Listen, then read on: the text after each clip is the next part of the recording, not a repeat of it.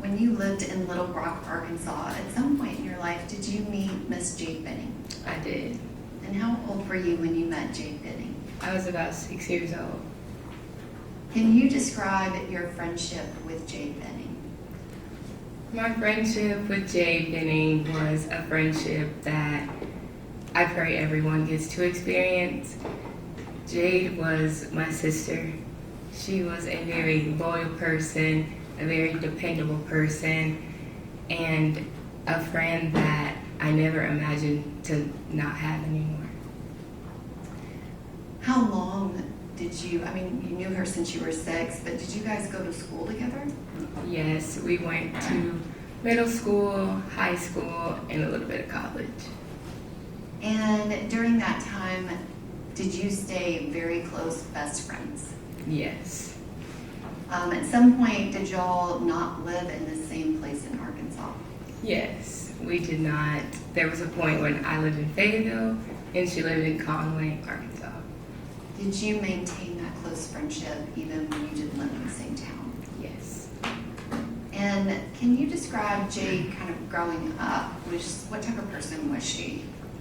Jade was a very outgoing, charismatic, go with the flow type of girl. A girl that never met a stranger. She didn't care your socioeconomic background. She didn't care your gender, your race. She would meet anyone and become their friend the same day.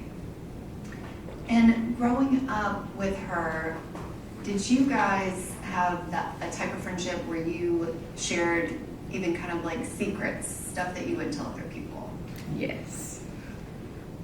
And in college, or I guess high school, did she play any sports? She was a cheerleader. Did you play any sports? I was a cheerleader. Was it a competition cheerleader squad? Yes, we did both competitive cheer and high school cheer. And when y'all were graduating from high school, what happened after that? What happened with you? I moved to Fayetteville to go to the University of Arkansas, and Jade went to University of Central Arkansas in Conway. And did she stay at that school? She did not. What did Jade end up doing before completing her degree that she started? She went to Brightwater Culinary School. And where is that culinary school at? In Bentonville, Arkansas. And was that something that she had talked to you about wanting to do? Yes, she did. It was we were trying to figure out what we wanted to do, and ultimately she was like, I think I want to go to culinary school. I was like, okay. And after she was in culinary school, when did you finish with your degree? In 2020. And what did you do after you graduated? I moved back to Little Rock, and I was a dental assistant. And what was your degree in? Biology. And after that time, I guess you worked as a dental assistant. Did you decide to go back to school? I did. When was that? In 2022. And where did you decide to go to school? Meharry Medical College. Can you describe what was going on with Jade kind of around that same time? Jade was a chef at Ernest. She was head chef and just chefing it up, doing all the things, running Ernest. And was she living here in Nashville? Yes. Can you describe what were your feelings about when you realized that you were going to be moving to Nashville? I was really excited because I knew I had a friend here and I wasn't alone anymore, and we would be able to reconnect since our departure when she moved to Nashville and I was still in Little Rock. And when did you relocate to Nashville, Tennessee? In August of 2022. And at that time, was Jade already living here? Yes. And once you moved here, did you talk to her kind of even more than you normally did? Yes, I did. Would you characterize it as almost daily? Yes. And at some point, after you moved here, how did you first hear about her dating Blaise Taylor? She told me she kind of met him a couple months prior to, and it was kind of just, small little conversations. And then when I moved here, she was telling me about this guy she had been seeing. And do you know how they met? On Hinge. And what is Hinge? Hinge is a dating app. And if she saw him for a date or went over to his house, would she tell you about it? Yes. And did she tell you about it often in the beginning? Yes. Can you describe what was her kind of attitude and outlook towards him? She described him as somebody that was like kind of different from her usual type. She was very like optimistic as to like where this could go. She was really enjoying their hangouts and their conversations. So I was like, all right, well, let's see where this goes. Did she express to you that she wanted to be in a relationship with him? At a point in time, yes. And at some point before she found out she was pregnant, so before that, did something happen that kind of changed that positive, optimistic outlook about the possible future with Mr. Taylor? You said before she found out she was pregnant? There were a couple of incidents at his home with a previous girl. Objection, Your Honor. May we approach? Okay.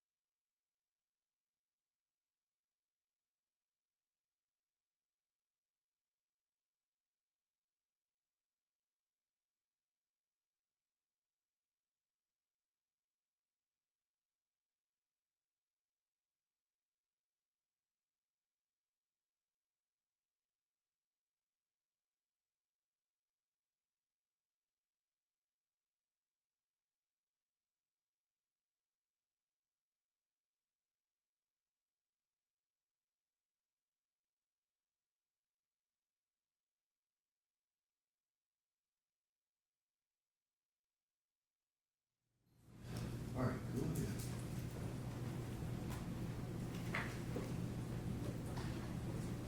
Ms. Jackson, without getting into the details of the incident, did something happen where she wasn't as optimistic? Yes.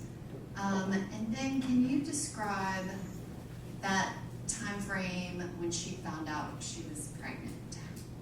How did you find out about that? She texted me and told me that she needed to talk to me, and she then FaceTimed me, and she was showing me the maybe like 4 pregnancy tests that were positive. And are those home pregnancy tests? Yes, ma'am. And was that something that she had planned? No. Did you, I guess that day, talk to her about that positive pregnancy test a lot? Yes, I did. I did indeed. And what did you do to kind of assist Ms. Benning with this new news in her life? Well, I was telling her because these were at-home pregnancy tests, yes, they are positive, but I think that we should probably go to a clinic to verify. So I was looking at clinics in the surrounding area to see where we could get her in to get an ultrasound. And were you able to get her an appointment that same day? Yes. And was it the very same day or was it the next day? It was the next day. Okay. So were you trying to get her an appointment the same day? I was trying to get her an appointment the same day, but was told we don't do same day appointments. And did you go with her to that appointment? I did. And do you remember the date of it? November the 3rd. And what happened at that appointment? They took her back and did vitals, and then I was telling her, don't wait on me to get there so I can be with you for the ultrasound because I wanted to hear the heartbeat with her. And Did you make it? yes, I did. And I went to the back with her, and the nurse was asking her if she wanted to, well, I asked her if she wanted to hear the heartbeat, and the nurse kind of verified with her decision, and we heard the heartbeat.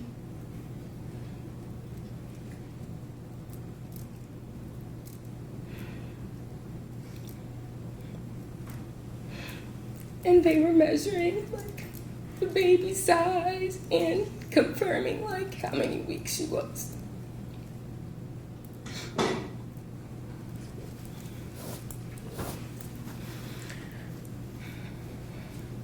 Ms. Jackson, were they able to tell Ms. Benning how many weeks pregnant she was? Yes. And was that something where you and her discussed kind of dates of when it would have happened? Yes. And when they gave you that information, did you know who would have been the father of that baby? Yes. And do you still have all of your text messages with Jade? I do. And was that something where y'all were going through your phones, looking at dates, making sure like when she was where, all of those things in that moment? Yes, ma'am. Objection legal, Your Honor. Okay, she's answered it, so go ahead without leading question. And after that day, did you know what contact Ms. Benning had with Mr. Taylor about learning that she was pregnant and then finding out the exact timing of it? Yes. And can you describe, did you read any text messages she had? Did you just talk to her about it? Or kind of how did you get information about her talking to him about it? She sent me screenshots of his response. She called me to kind of tell me that they were going to have a conversation. So I was pretty much in the loop from day one as to what was going on in her pregnancy. And can you describe, after she met with Mr. Taylor, what was her attitude after speaking with him?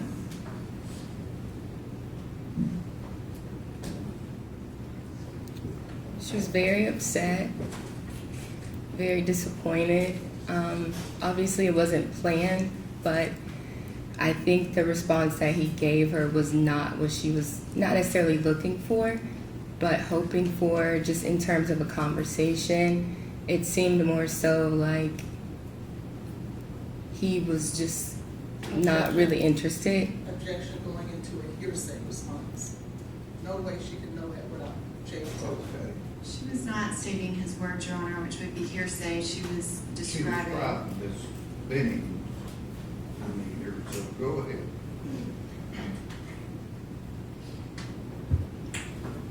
Ms. Benning, after she talked to him, you were describing that she was disappointed with his response. Yes.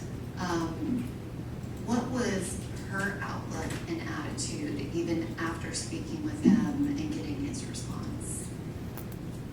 I feel like Jade was still very hopeful. She was still like, you know what, like if this is how he's gonna act, then I'm just gonna kind of move forward with my life. Like she definitely had a positive outlook on the situation, although his response was very underwhelming. Did you have any involvement in the last message that Ms. Benning sent Mr. Taylor I did. in November? And Yes. can you describe that? She was pretty much like, she sent me a text that she was gonna send him, basically saying how she was feeling towards the situation, and she sent it to me, and I edited a little bit to kind of be more forward and for her to say what it was that she really wanted to say, and just kind of get her feelings out there regardless of what he was going to say or not. And did she share with you kind of proof that she sent that message to him? Yes. And did he respond? I don't remember. Okay. Would that have been close in time to that November 3rd appointment? Yes. After she sent that message, are you aware if they talked afterwards in November? Yes. And were they talking like on a regular basis, or what do you know about the communication that they had after she sent that text? The communication between the two of them was very one-sided. Based on the responses that I read, it kind of was in terms of Blaise not really wanting Jade to do certain things, and not like saying he was trying to persuade her not to have the baby, but his response was not in a collaborative effort with wanting to raise the child with her. And I guess, what was Jade doing about telling other people initially? She told you. Mm-hmm. Did she tell anyone else kind of in the beginning, just the first week? I believe she told her mom, her dad, and I think that's all I remember. Okay. What was your outlook when she told you that Mr. Taylor didn't want to be involved? What was your outlook, and what were you doing kind of with your relationship with Miss Benning? I told her that we're sisters at the end of the day. So if I have to be the baby's dad,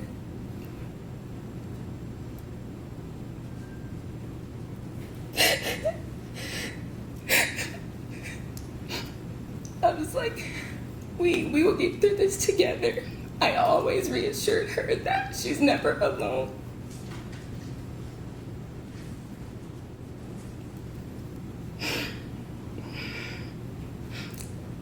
We were both living alone at that time, and her lease was coming to an end. And I was telling her, if we need to live together, if I need to help you, then I will. I went to the appointment.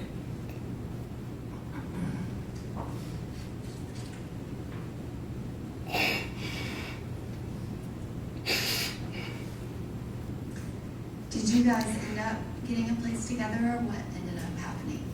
No, unfortunately, she ditched me on that plan, but she moved into a 2-bedroom apartment so Ivy could have her own room, and she was like, you're in school, so she found an apartment that could house the both of them comfortably. And during that time, kind of after mid-November and December and through the holiday, was Miss Benning planning things for that new apartment and moving? Yes. Did she share a lot of that information with you by text message, video calls, and phone calls? Yes. And then, can you describe, did y'all see each other over Christmas? We did not. And when the kind of new year began in Mhm. January, Mhm. can you describe what happened? She got word from Blaise, and he reached out to her wanting to talk to her, and she was very optimistic about what was going to be said, and that is kind of the basis of that whenever the January 1st came around. And was there a break of time where she had not communicated with him at all? Yes. And was that at least 5 to 6 weeks? Yes. And you said she was hopeful. Do you know if she met with him and saw him? She did. And did she see him every day, or can you kind of describe what information did you have about the contact that they had with each other? From my understanding and from what I was told, it wasn't every single day, but they were definitely back in communication, not normal as it was before she found out she was pregnant, but it appeared to be kind of heading in a direction of which, okay, where are we going with this, and She was very like optimistic of the fact that maybe he might actually be coming back around. And did you try to support her? I did. Did you actually want her to, I guess not want her to get back with Mr. Taylor, but were you a little apprehensive? A little, but I feel like because it made her happy, that ultimately, like, that made me happy for her. And did she tell you kind of every time that she saw him after they started talking again in January? Yes. And did she give you specific details about that in messages and on phone calls and things like that? Yes. And can you describe what all was Jade planning in that January, February timeframe as it related to her baby? We were planning baby showers. Her birthday was coming up, so we were going to have a baby shower in Nashville and one in Little Rock. So we were kind of delegating tasks on who was going to be the coordinator of the Little Rock one and who was going to be the coordinator of the Nashville baby shower. And were there appointments related to her pregnancy that happened in February? Yes. Which I want to back up a little bit. You talked about going to that November 3rd very first appointment with her. Mhm. Did you go to another appointment with her kind of in the beginning before the end of the year? Yes. And was that the November 16th appointment? Yes. So January, February, you're planning baby showers. Do you remember when she got her new apartment? Yes. And specifically, I guess technically it was a condo, but was it a 2-bedroom versus a 1-bedroom? 2-bedroom. And was she planning things for the baby's room? Yes. Do you remember when she found out if she was having a boy or a girl? Yes. And what did she find out? She was having a girl. Did you discuss with Ms. Benning names and things like that? Yes. Were you able to go to that appointment with her? The February 2nd one, I was not. And during that time when she went to the appointment, found that out, was she talking to you about kind of what was going on with her and Mr. Taylor? Yes. And did you have any information about whether or not he went to that appointment with her? Yes. Objection, calls for hearsay, Your Honor. Okay, you carry her. I did not ask her what anyone said. I asked her if she had any information. There would be no way she would know. Okay, well, I mean, she's not answered yea or nay, but I'll sustain that judgment. During that time when Jade found out that she was having a baby girl, can you describe what Jade was doing kind of as far as social media and publicizing the fact that she was pregnant and who the father was? She never did. Never. Mm-mm. And can you explain, do you know why? Ultimately, based on the conversations with her and Blaise, I think Jade was very apprehensive to share things based on his reaction. Objection, Your Honor, goes into hearsay.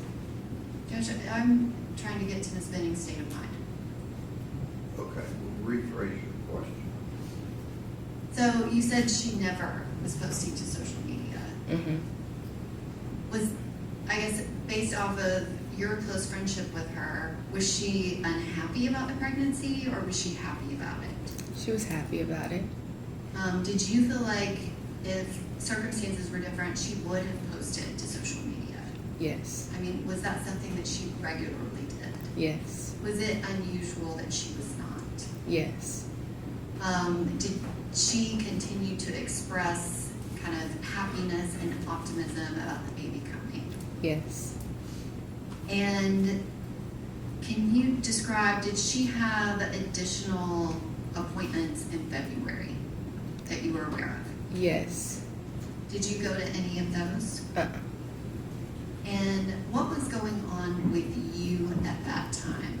So we're kind of in February of 2023. you had moved here to go to Meharry. Mhm. What was your schedule like and kind of what was going on with you then? I was a full-time student, so my day consisted of studying, exams, going over test questions, and at that point in time, I was preparing for a really big exam. And do you know Mr. Keontae Jones? Yes, And how do you know him? he's my classmate. And in February 2023, did you spend time with him in school studying? Yes. Kind of going to that time frame of that Saturday, February 25th, had you been at Jade's apartment earlier that week? Yes. And can you describe why you were there and what happened? I went so she could straighten my hair, and she was showing me around her apartment and just kind of showing me where she was going to put things. We went to the baby's room, and she was showing me the things that she had ordered from or got from Facebook Marketplace. The ultrasound was kind of out. It was just giving all things girl mom preparing for a baby. And you said that Ms. Benning wasn't posting to social media. Would she send messages to you and her other close friends? Yes, And did you receive a lot of pictures from Ms. Benning? I did. I guess, can you describe them? What type of pregnancy pictures did she typically send you? She would send pictures at the gym, holding her belly. She would send pictures of her at home, videos, and she was kind of almost like documenting it. Like, she would say how many weeks she was in a couple of videos, and she would like rub on her belly and was just like loving on her. And that Monday night, or not Monday night, but it was 2 days before this, so that Thursday night you said you went to her apartment, Mhm. is that right? Yes. And y'all walked all around the apartment. And then on that Saturday, February 25th, can you describe what happened that day and kind of how you ended up being over there? That day, I spent pretty much my entire day at school studying for an exam that I had on Monday. We were just there pretty much until like maybe 6:37, and Jade and I were texting, and she asked me if I had paint, and I was like, no, I don't. I was like, what are you doing with the paint? And she was telling me how she was gonna do a paint night with her and Blaise since they weren't able to hang out the weekend before. And she was saying that she was going to cook dinner, and she asked me what she should cook, and I told her she should make chicken Alfredo. And Is there a reason you suggested that? personally, it's my favorite. And if she was going to be cooking for somebody, I was like, you should, cook your best meal. And at some point, I guess, how did you end up going over there? It was a very spontaneous whim for me to go there. I was just hanging out with some friends after we were studying in front of campus, and they had ordered food that I didn't want. And so I was like, oh, I'll just go eat at Jade, like just get food from Jade's house. So I called her and I was like, hey, like, what y'all doing? I was like, I'm about to come by and get some food. And she was like, okay. And then I told her that Keontae was going to come with me. And that's how I ended up over there. And were you planning on going over there and sitting down to eat, or what was the plan? I just planned on picking it up and leaving, saying hi and bye. I didn't plan on dining in with them. And on that February 25th of 2023, had you ever met Blaise Taylor? Not in person. And describe kind of how that happened. You were with Keontae, Mm-hmm. and y'all had been at school. Yes. Did you go straight to Jade's? Mm-hmm. And what did you do when you got there?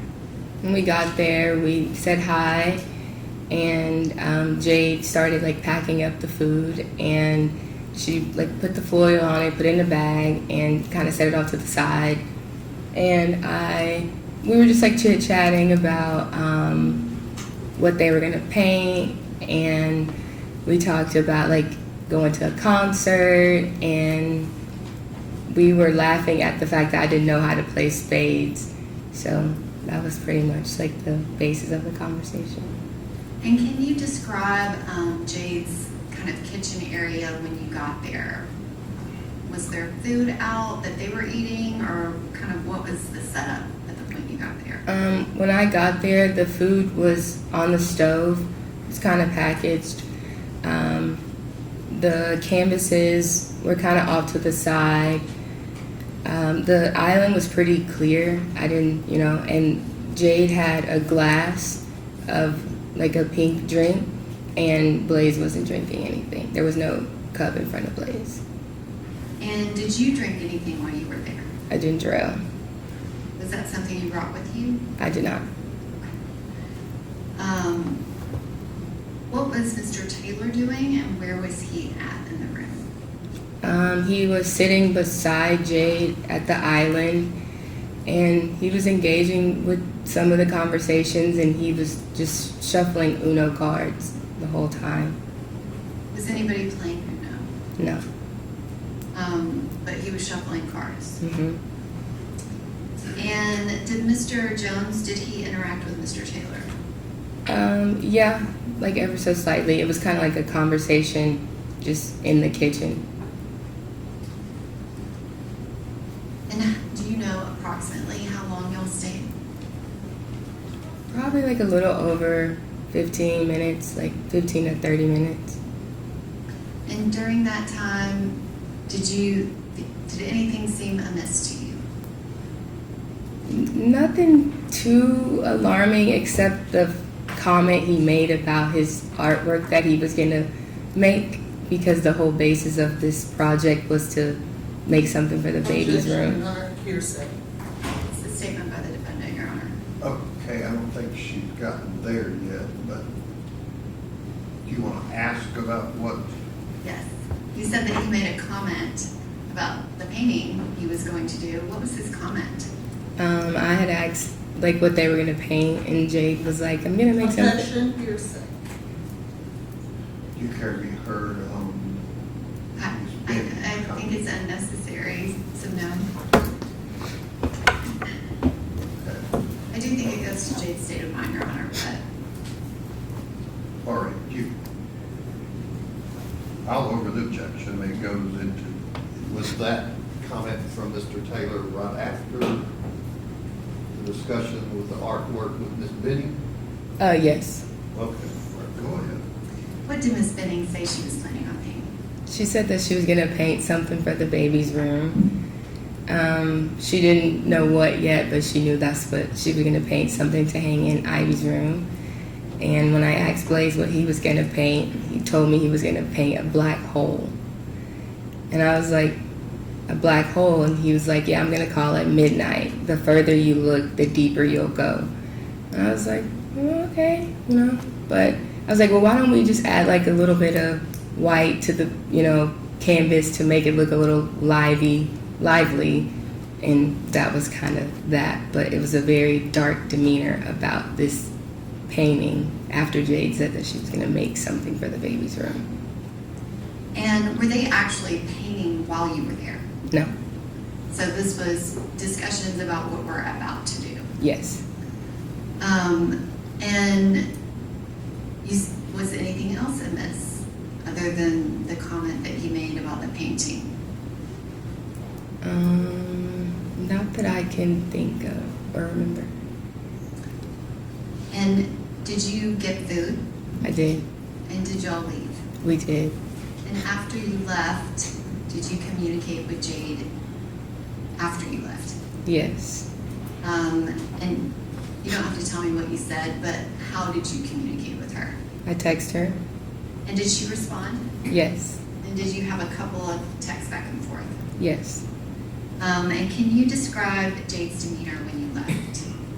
She seemed really happy, very excited to spend the rest of the night with Blaise, and probably excited that I was leaving now.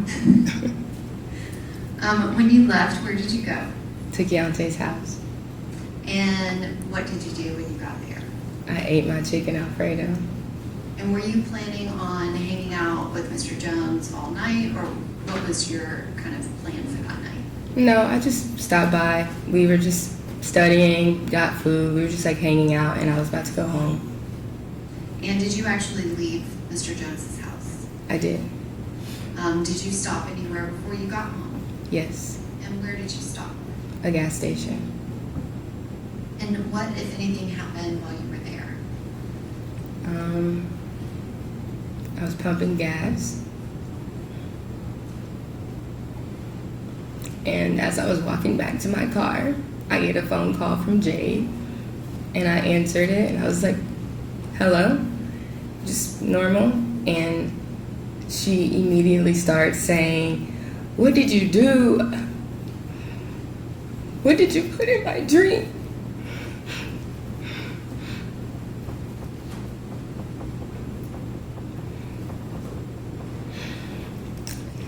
Then I heard her say, Blaise, you're scaring me. And he was like, you're scaring me. And she was like, I know you put something in my drink.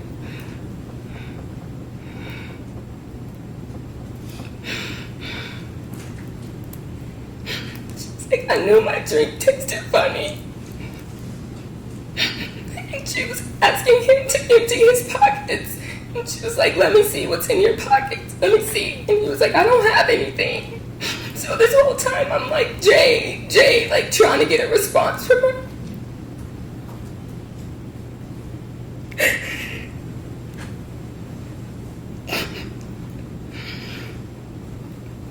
So because I didn't get a response from her, I texted her and I was like, are you talking to me? What's going on? And then she was like, I know you put something in my drink because I can't even walk to drink.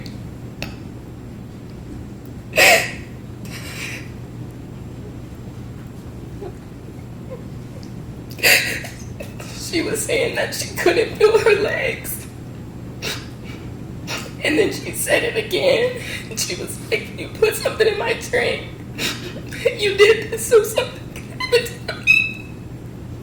All right, give it just a moment.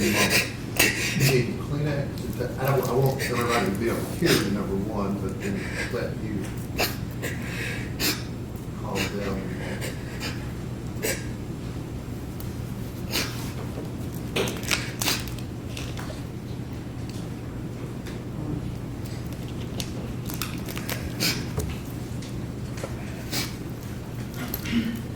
Okay. Can you repeat the last thing that you heard Jade say? She said that you did this so something could happen to the baby. Did she say anything else? She was saying I'm about to feel like I'm about to pass out. And then like towards the end of the conversation, she was like, is key. And then nothing else. Like what? She was like saying, it was very wavy, and she was like, I heard is, and I heard with, and I heard key. And so I then merged Keontae on the phone because I'm like, I don't know what's wrong with Jade. Like, something sounds wrong. Like, listen to her. And he's like, Jade, like, I'm here. And at that point, you just really couldn't understand what she was saying anymore. Miss Jackson, I want to kind of go back at the beginning of the call when you could understand Jade. Can you describe, based off of your experience, how did she sound? She sounded like very scared. She did not sound like herself. She sounded like she needed help.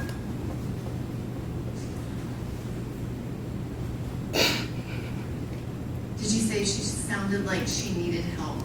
Yes. When she was saying the things that you just testified to, did she say some of those phrases more than once? Yes. And you said at the beginning, she said, Blaise, you're scaring me. Yes. And you heard him respond. Did he respond to any of the other phrases that she was saying to him? The only thing he responded to was when she said that he was scaring her. He then said, like, you're scaring me. And then when he was asking her if she had when she was asking if he had anything in his pockets and for him to show her, he was like, I don't have anything. And that was kind of all he said. So you could hear him on that call? Yes. And that's all he said during that whole time that Jade made all of those statements, that she couldn't feel her legs, and she's asking him, what's in your hand? Show me your pockets. What did you put in my drink? I knew my drink tasted funny. He did not provide a response to any of that. No. And can you describe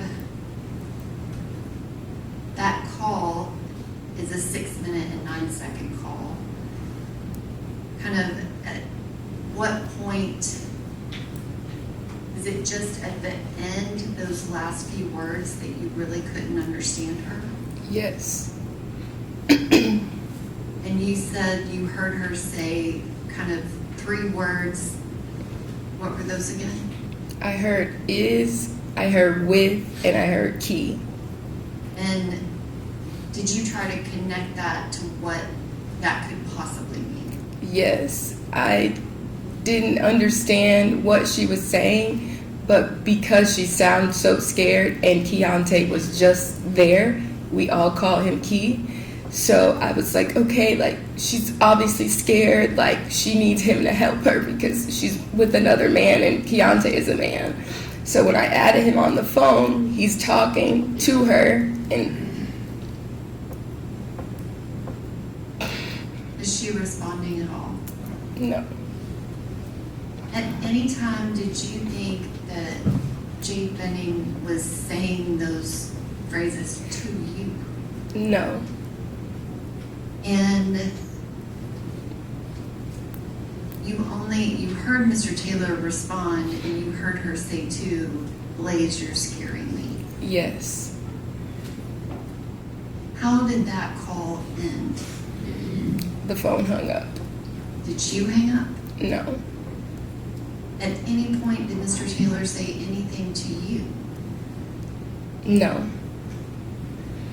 And what did you do after that line got cut? I called back. Did you call back more than once? Yes.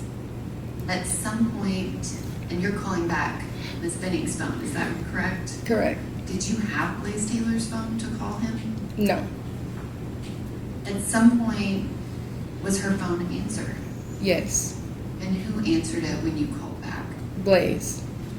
And can you describe what was said in that phone call? I answered the phone, and he answered the phone, and I was like, Blaise, like, what's going on? What's going on? Like, FaceTime me. Like, let me see her. And he doesn't FaceTime me, but he tells me that he's about to call 911. Did you ask him several times to FaceTime you? Yes. And you said that you asked him what was going on. Did he answer you? He just kept saying, I don't know. I don't know.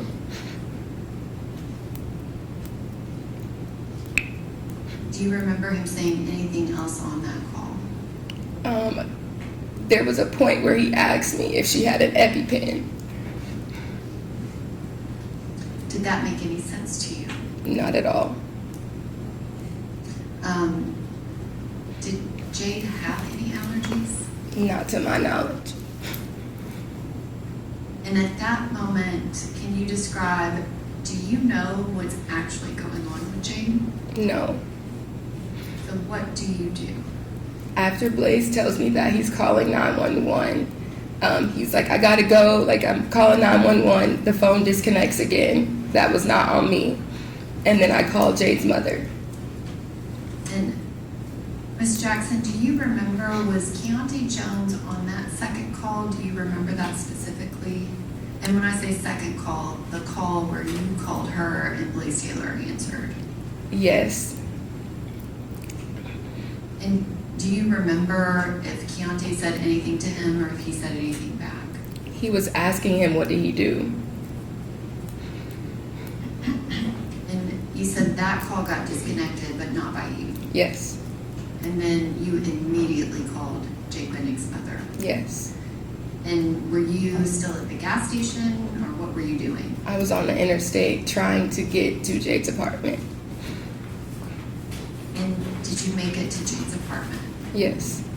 And can you describe when you got there, what was going on?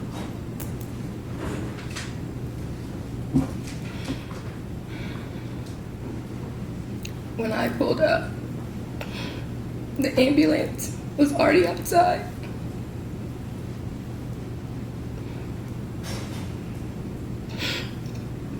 Jade was already in the truck. Her head was to the side. And they were doing CPR. So I'm still on the phone with Bridget at this point, and I'm trying to give her something, but I can't see her face. She's just really pale. She still has on the pajamas that she was wearing when I left. And Blaise is going back and forth, and I'm just like, what happened? What happened? And then the EMT comes around and tells me that we all need to go to Vanderbilt. Could you tell if Jade Benning was conscious? No. Did she look conscious? No. And you said that you saw Mr. Taylor going back and forth. Can you describe what was his demeanor like when you saw him by the ambulance outside? It was just like very anxious, kind of panicky, but he couldn't answer. He couldn't tell me what was going on, what was said. Like, I had no idea what he even called 911 and said at this point in time. And when they tell us to leave, then we both leave and meet them at the ER. So he didn't tell you anything that happened No. after you left? No. And do you drive to the ER? Yes. Do you see him again? Yes. And can you describe that? I see him again in the parking lot when we get to the ER, and when we walk into checking in at the hospital. Again, I'm still on the phone with Jade's mom, and we go to the check-in, and they're asking, who are we here to see? I say Jade Benning, and they ask what's her date of birth. But they were asking our relation to the patient, and I said that's my best friend, and he told them that this was his girlfriend. And I had never heard that before. And so at this point, I'm very, very confused. I'm still trying to process and understand what I just heard on the phone. So then they asked for the patient's birthday. And since this is your girlfriend, tell her Jade's birthday. And he couldn't tell them her birthday. So I then provided that information for them. Did he tell them anything about what happened? The check-in? Yes. No. But you said he referred to her as his girlfriend. Yes. Did you believe them to be in a boyfriend-girlfriend relationship? No. And you ever heard anything about that? No. What was his kind of demeanor like to you? Was he kind of leaning on you for comfort, asking you things about Jade, or what was going on? What was Your he Honor, saying? we'd like to reurge our objection. Okay, you kind of had a compound question there. You're asking this young lady what was Mr. Taylor's demeanor? Yes. What was his demeanor, and was She he saying? can answer that. Thank you. What was his demeanor? It was not looking for comfort. It was almost like he was just trying to figure out what was going on, but not necessarily. Okay, by demeanor, she's talking about emotions or quiet, not what your interpretation of. Okay. Was not crying. His demeanor was very calm per se, but more in terms of like trying to figure out what was going on, but not about the status of Jade's. Objection, Your Honor. Okay, I'll sustain the objection. What's your next question? Was he asking questions of the people at the hospital? I don't know. You don't remember him asking them No. anything? No. What were you doing? Trying to get some answers as to what just happened, what was Jade's state. I had nothing. So I was in the room, we were in a room in the hospital, and I was just trying to figure out what was going on. Did you provide the hospital staff with identifying information about Jade? Yes. Did they ask you questions about her? Yes. And did you provide them with information about kind of her pregnancy and things like that? Yes. And you said that you were in a room with Mr. Taylor. Mm-hmm. Was there anybody else in that room? Not at that time. And did you speak to him again? Yes. And kind of what were you saying and what was his response? I was asking him what was going on, like what happened. He kind of wasn't really giving me anything. He kind of explained a little bit like that she just didn't feel good. And at this point, Keontae then calls again and he's asking what's going on. And I'm obviously very flustered and upset. And Keontae then asks to speak to Blaise.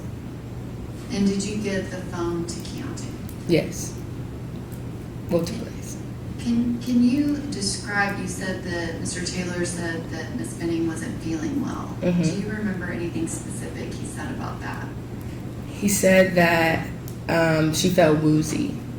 He said that she felt woozy and needed to lie down. And that term woozy, was that something that was familiar to you? No. Is that something that Jade had she ever used that word? No. Did he say anything else about what happened? He said that they danced, that they ate, they played games, and then they painted, and then she felt woozy and she needed to lie down, and that she threw up. At what point, kind of in the progression of events that night, did he say that she threw up? When other hospital staff came in and they were basically asking both of us kind of what happened from each of our perspectives, and when he's explaining it to someone, he then adds that in there. But I had known that she had thrown up prior to that statement. Was that the first time you ever heard him say that? Yes. And is it fair to say you had asked him a multitude of times what happened? Yes. And so you're present when he's telling the hospital staff about what happened. Yes. Does he ever tell them what you heard Jade say to him on that phone call? No. At some point, did you tell him? I did. And was he there when you told him? Yes. What, if anything, did he say when you told them what Jade said to you? He started talking over me and then says, "You act like you care about her more than I do, and that's the mother of my child." Can you explain what did that statement mean to you based off of what you knew? Can you ask that one more time? That statement, was that a normal statement or an unusual statement? Your Unusual. Honor, I'm gonna object. She's already stated she doesn't know Mr. Taylor. This was the first time she met him. Okay. Do you want to rephrase your question? Because I don't know that I understood that. Had you ever heard him say that before? No. Did you find that to be, I guess, can you describe, what did you think when he said that? Objection irrelevant. Care to be heard on the relevance? Yes, Your Honor, I think the context of their relationship, his state of mind, I think that it's relevant But to you're asking even her answer to it. interpret that. I'll sustain the objection. What did you do at that point? At that point, I tried to stay away from him as much as I could because that upset me. Why did it upset you? Because she's my best friend, and that didn't matter about the relationship. Like, we should be focusing on her health and the baby's health, not about who was closer to her in that moment.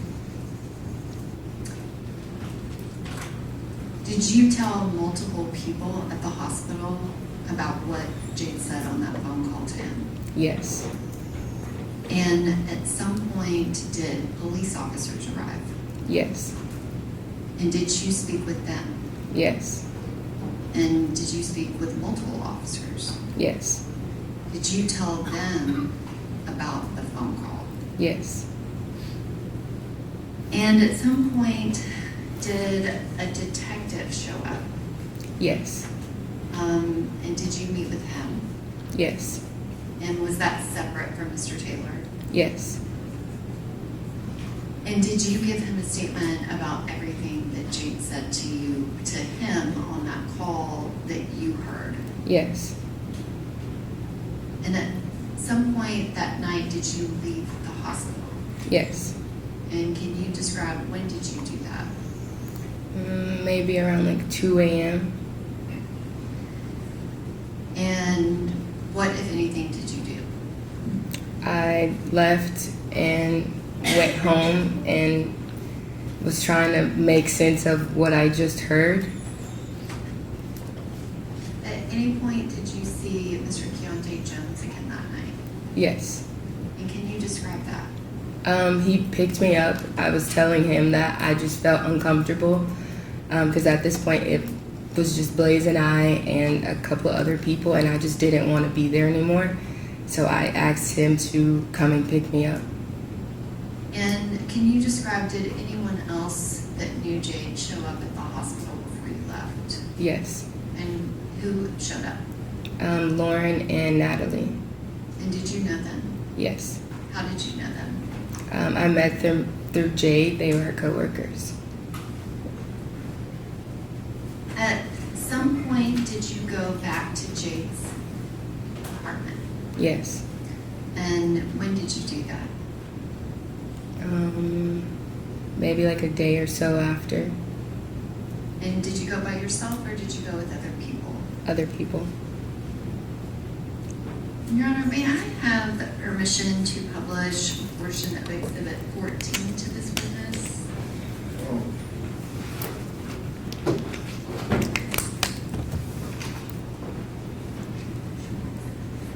Supposed to be off of your computer? Yes, Or sir. the, okay.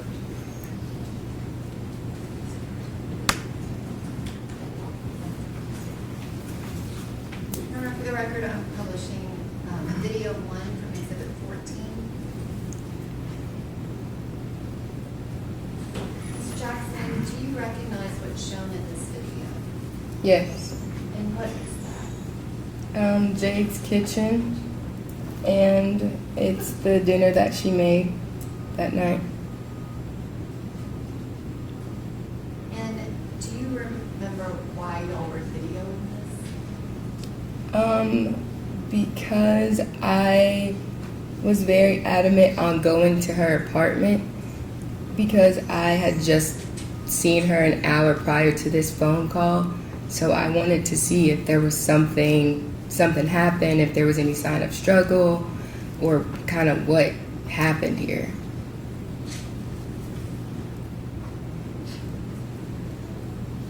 And this video, is that exactly the way that it looked when you left? No.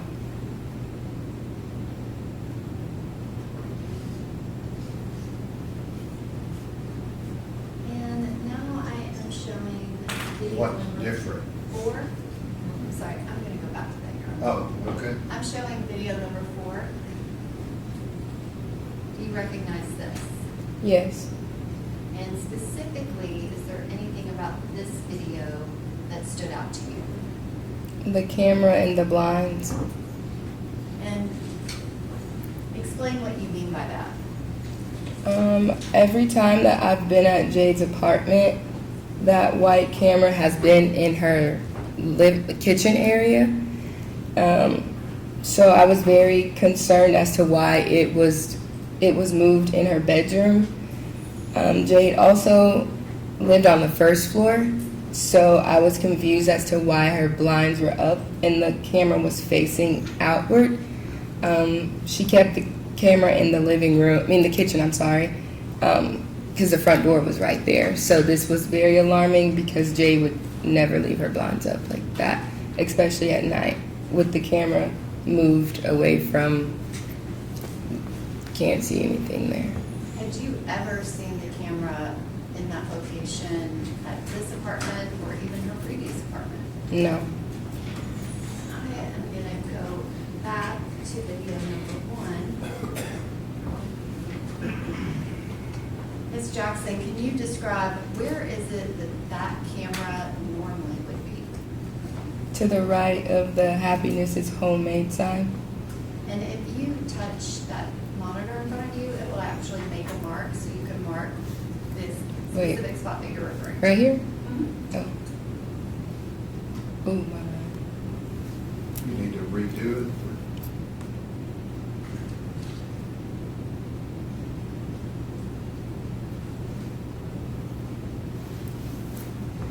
Is that where it was when you had been there earlier? Yes.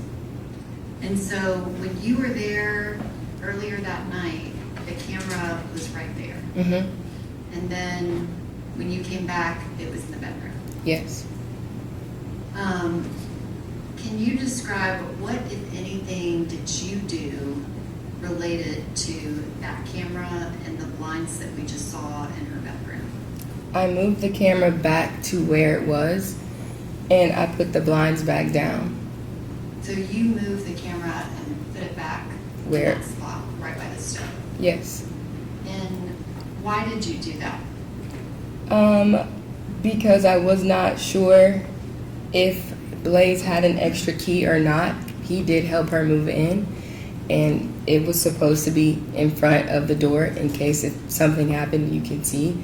And so I put it back there because I was not sure if he were to have come back or not. Did you have any idea if that camera was connected and recording? I was under the impression that it was. And I want to show you now what is video 5 and exhibit 14. Can you describe what, if anything, did you notice about this area of Miss Benning's bedroom? I noticed the staining on her comforter and that her covers were kind of messed up from the bottom half and not the foot of the bed and not the head of the bed. Was that generally how she would leave her bedroom? No. And you were referring to that stain, Yes. and you've already testified that at some point at the hospital, Mr. Taylor said she threw up. Yes. When you saw that stain, does that look like throw up to you? Not necessarily to me. I don't know what that looks Your like. Honor, I'm going to object as she is not a medical professional to determine. Okay, she said she's not sure what that was. Was that something that stood out to you, Yes. and why? Because Jade wouldn't have her comforter dirty, and Blaise had already told me that she threw up. Did you do anything to try to locate evidence of throw up? Yes, I looked in the trash can, I looked in the washer and dryer, any nook and cranny around her apartment to see where this throw up was. And did you find any evidence of it? No. Can you describe describe the pictures kind of that were taken of the trash can? Were you there when all of that was done? Yes. Your Honor, I would like to show this witness the photograph from Exhibit 14. All right. This is the fourth photograph, which I believe is 14. I don't know if it's labeled as a collective exhibit, but it would be 14D if we were doing it that way. Ms. Jackson, did anything stand out to you about this picture? I did think that the pink lemonade did stand out to me because that was the color of the drink that she was drinking when I was there the first time. And the fifth picture, can you describe what's shown here? It looks like food that wasn't eaten, like left over on the plate or something. Did that stand out to you as being unusual? No. Were you looking for, I guess, what, if anything, were you looking for? I was looking for the color that was on the comforter, that pinkish color, and I was looking for the food to be a little bit more grounded, I guess, like she had already ate it. So I was looking for food that was not in whole pieces, like I see here. So when you saw that, you were checking to see if that was throw up. Yes, And what was your determination? it was not. Did you find any evidence outside of what was on that comforter? No, not that I recall.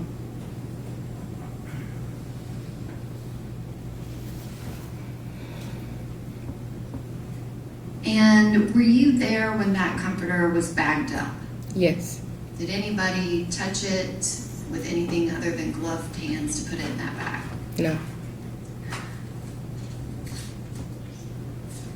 And can you, I want to kind of go back. That was, I guess, a day after. Can you describe at the hospital? Did you go back to the hospital? Yes. And who, if anybody, was there in those days that followed? All of our family and friends. And can you describe, are you close with Miss Benning's family? Yes. And describe your relationship with her mother, Bridget. She's like a second mom to me. So we kind of just leaned on each other that whole week, trying to understand something that didn't make sense. And did Mr. Jones come back to the hospital? Yes. And were you there on March 6th? Yes. And can you describe what happened on that day?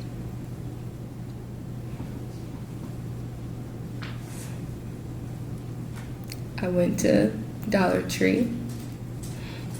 I went and got balloons and cupcakes from Kroger. We brought them to the hospital. And we all sang happy birthday because that was Jade's, would have been her 25th birthday.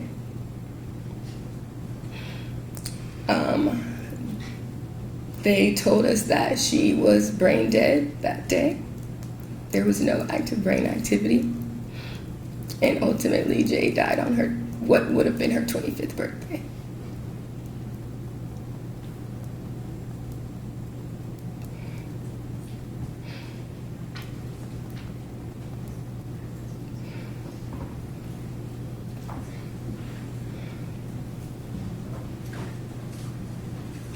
Ms. Jackson, I'm going to switch topics a little bit. Prior to Jade learning that she was pregnant, that November 2nd, November 3rd of 2022, prior to that, did Miss Benning, did she drink alcohol? Yes. Did she ever get drunk in her life? Yes. And was that something that happened on a daily occurrence, or was it sporadic? Sporadic. Did she use any other substances? She smokes marijuana.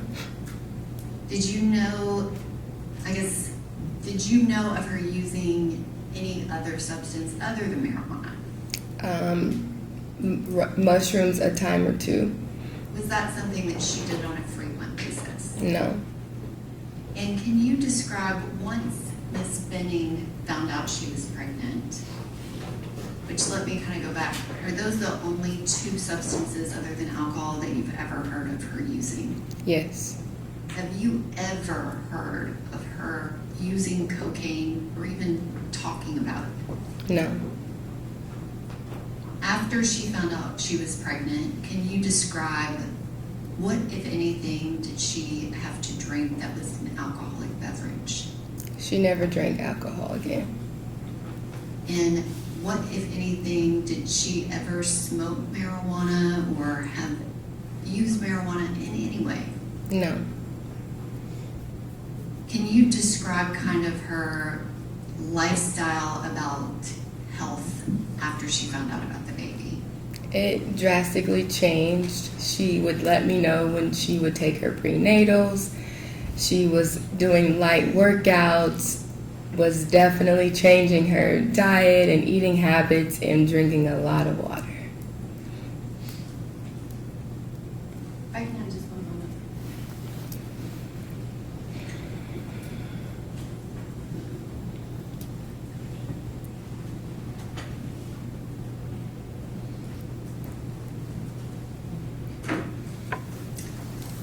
Thank you, Ms. Jackson. I don't have any other questions.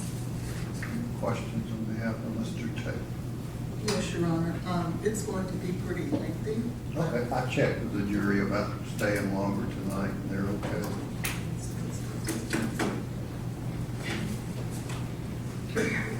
I could just have a minute. Okay.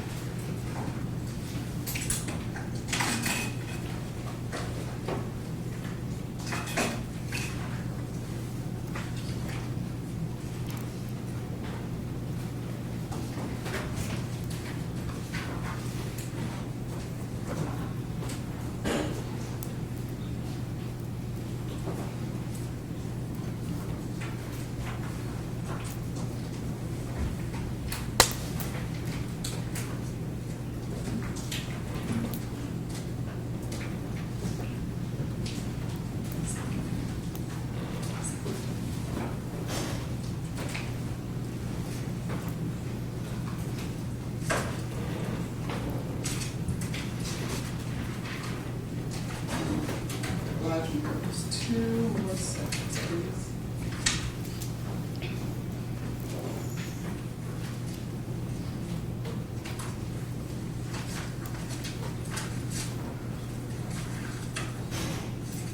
Ms. Jackson, my name is Letitia Quinones Hollins, and I'll be asking you a few questions. Well, a lot of questions. At any time you don't understand something, let me know, and I'll do my best to rephrase, okay? You said you met Jade when you were 6 years old. You guys at some point went to the same middle school and high school, right? Yes. You were very close. Correct. And you guys also went off to college. Was it the same college that you went to? Or different colleges but at the same time? We went to the same college at one point and a different college at another. Sure. Because she left and went to culinary school. Mm-hmm. Is that right? And the culinary school was with? Bentonville. Now, are you both from Little Rock, Arkansas? We are.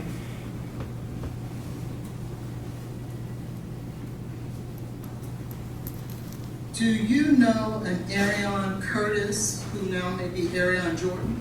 I do. Is she also from Little Rock, Arkansas? I believe so. And do you know Apple Denny? I know of her. Have you ever met her before? Objection, Your Honor, to relevance. I could just have a little leeway. Okay, you ever met her? Yes. All right, good. Now, at some point, Jade moved to Nashville, correct? Correct. And do you know about when she moved to Nashville? I don't know exactly when. Probably like 2020, early 2022, maybe. Early 2022? Okay. And when she moved to Nashville in early 22, you were where? In Little Rock. Were you guys speaking during that time? Yes. How often? Maybe like every couple days or maybe once a week. Okay. But significant, you were talking. Yep. And then at some point, you moved to Nashville. Correct. When did you move to Nashville? In August of 2022.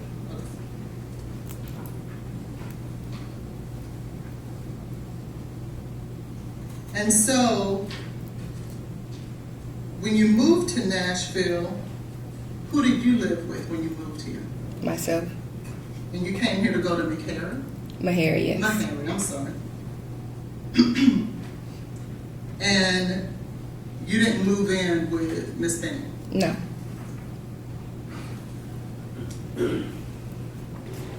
Now, when you moved here, how often did the two of you get together? It would just depends on when our schedules would align. Okay. So what would that be? Maybe once a week, twice a week, So once or twice a week? maybe, yes. And what are some of the things that the two of you would do when you got together? Objection, Your Honor, to the relevance. Your Honor, this witness testified that the basis of a lot of her testimony today. Okay, what would y'all do when you hung out? Go eat dinner, go walk, just all kinds of fun stuff that best friends would do. Okay, would you smoke marijuana together? Yes. Objection, Your Honor, to the relevance. All right, it's been mentioned, so she's answered it. Go ahead. Thank you. Would you drink together? Yes. And would she opt, or at least at some point, would she suggest that you do mushrooms together? No, No? she didn't suggest. Did she ask you to do mushrooms with her? Maybe. I don't recall. Now, would a text message between you and Jade help refresh your memory? Yes. Yes, sir.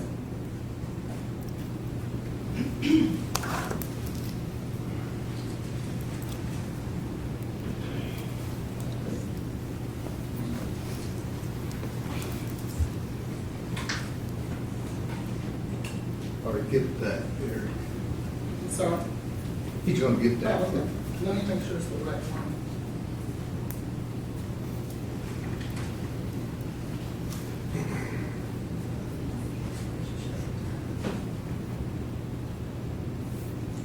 This is it.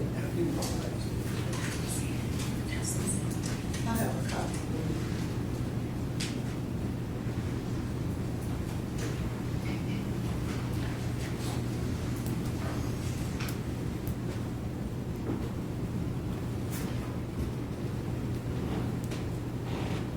What's the name? Make sure I put it right. Then I can't just, yeah, thank you.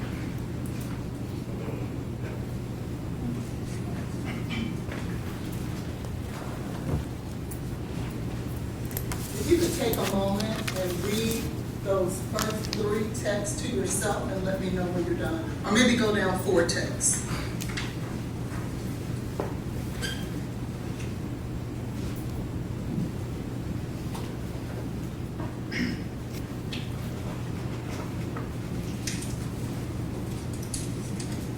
I'm ready. Okay. Did she suggest that you guys should do it together? Yes. Okay, thank you.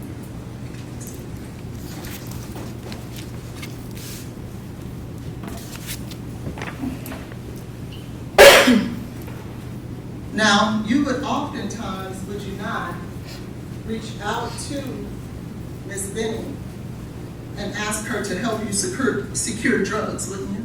Marijuana. Adderall as well, correct?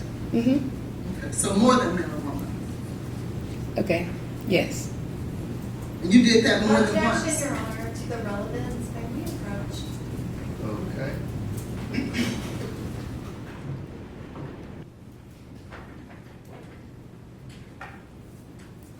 Ms. Jackson, do you remember a time when, around October the 3rd of 2022, when Ms. Benning was traveling somewhere in California? You remember that? Yes. And do you remember you guys were having a text message conversation? Yes. And in that text message, Ms. Benning starts off the conversation saying, "Edible kicked my ass." Do you remember her saying that to you? Can I please see it? You may.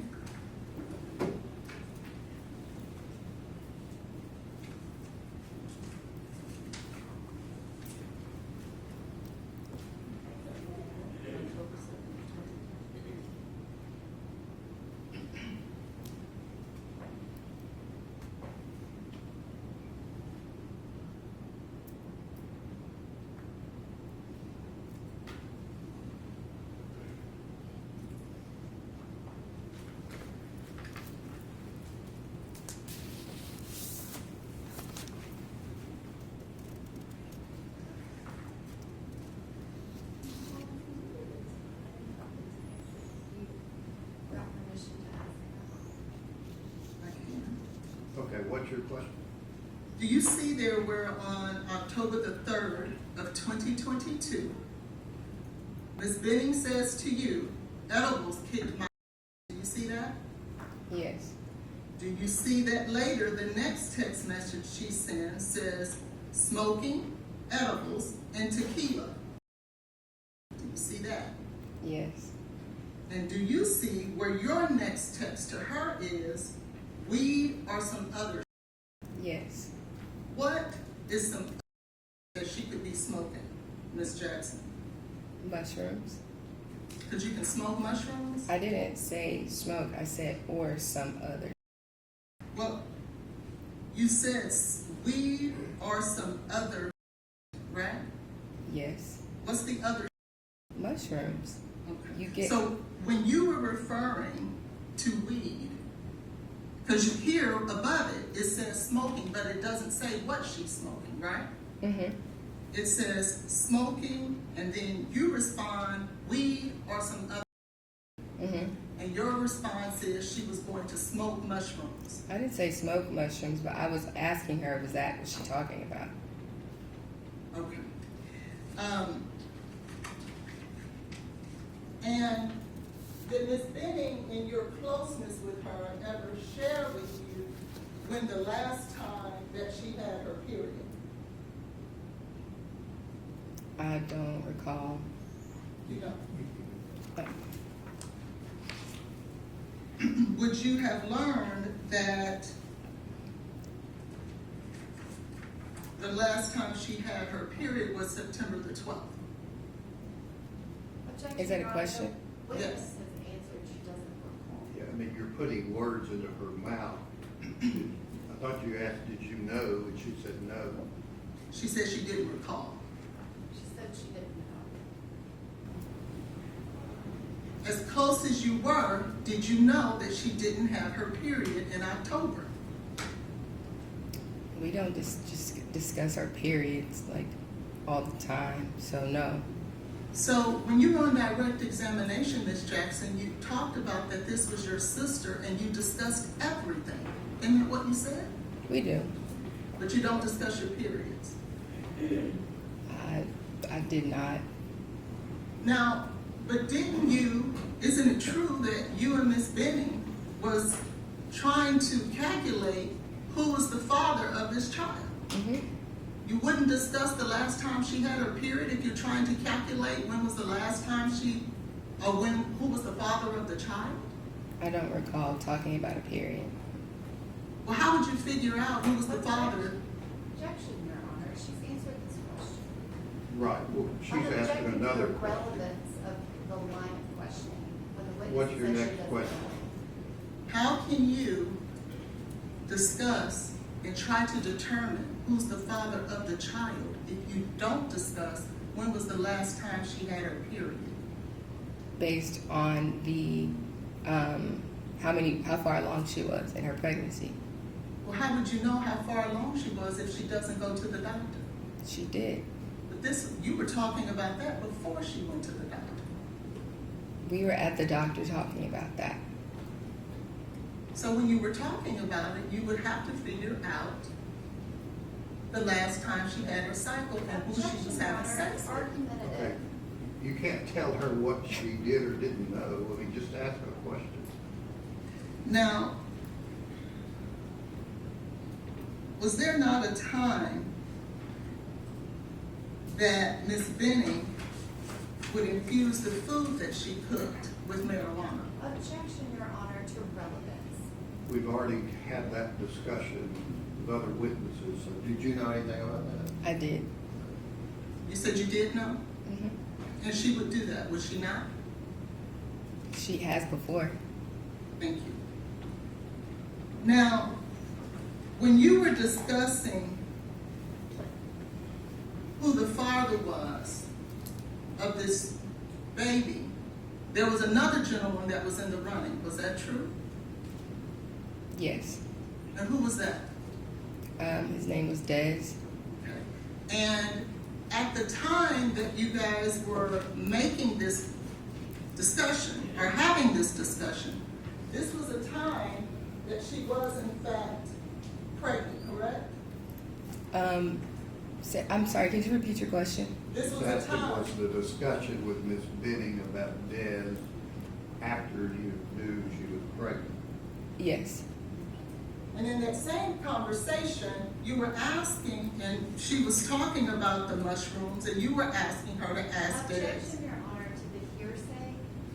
What is your question? This was a discussion they were having together. Well, it still may be hearsay, but what is your question? You guys were discussing drugs then too, were you not? Objection, Your Honor, to the hearsay. Do you care to be heard? Yes, there was a conversation that she was a part of. This is what she was saying with Miss Benning. And it goes to Miss Benning's state of What mind. hearsay exception is It goes to Miss Benning's state of mind as it relates to drugs. This is a drug overdose. Mr. Taylor has to be able to put on a defensive theory. there?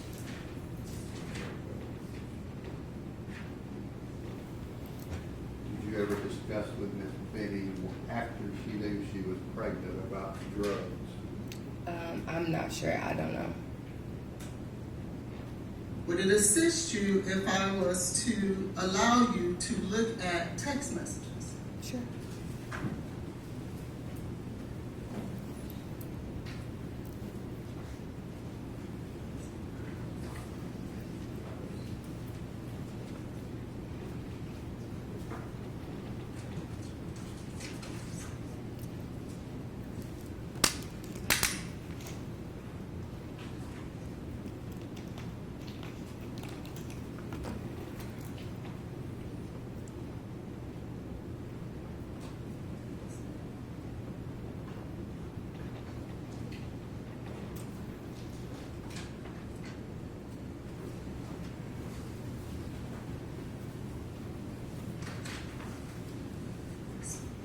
When text, what time frame text are you want to ask about? It is 10:29, Your Honor, and 11:02. Sorry. I'm sorry, I gave him. At 10:29. Let me just give you. See if there's multiple copies of that. This is 11:02. I'm gonna give you a copy of all of them so you can have them ahead of time.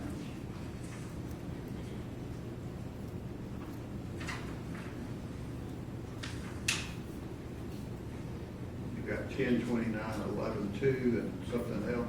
Yeah, I'm giving her all of them. I'm just What- making sure what that is they're the that? same. Your Honor, I object to the relevance as well as the hearsay say, I do not understand what she is attempting to do. All right, let the jury step down and follow.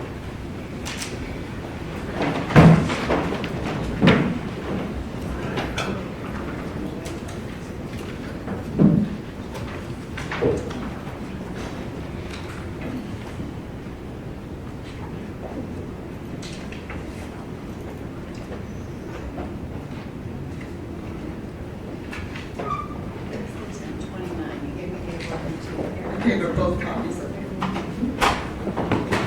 How many texts are you wanting to show this young lady? I'm trying to get them all to her at How one many are time. you wanting to show? About 8, Your Honor. All right, let me have copies of them. Let me have copies of them.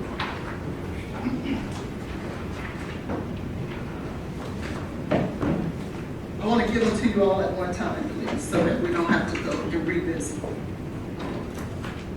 And I can tell the court exactly Just where. let me have copies of them. Once you read them, you're gonna ask me. I don't know what I'll ask you.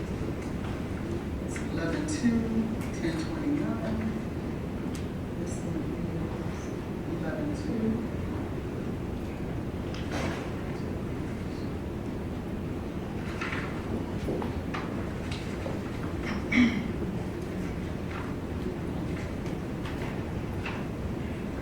There's another one for 11-2. There's another one for 11-2.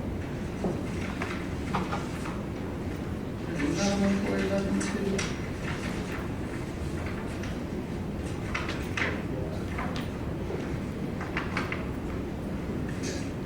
Or you're giving me all the metadata and everything? Yes, I am. I don't even see the, one starts off need or,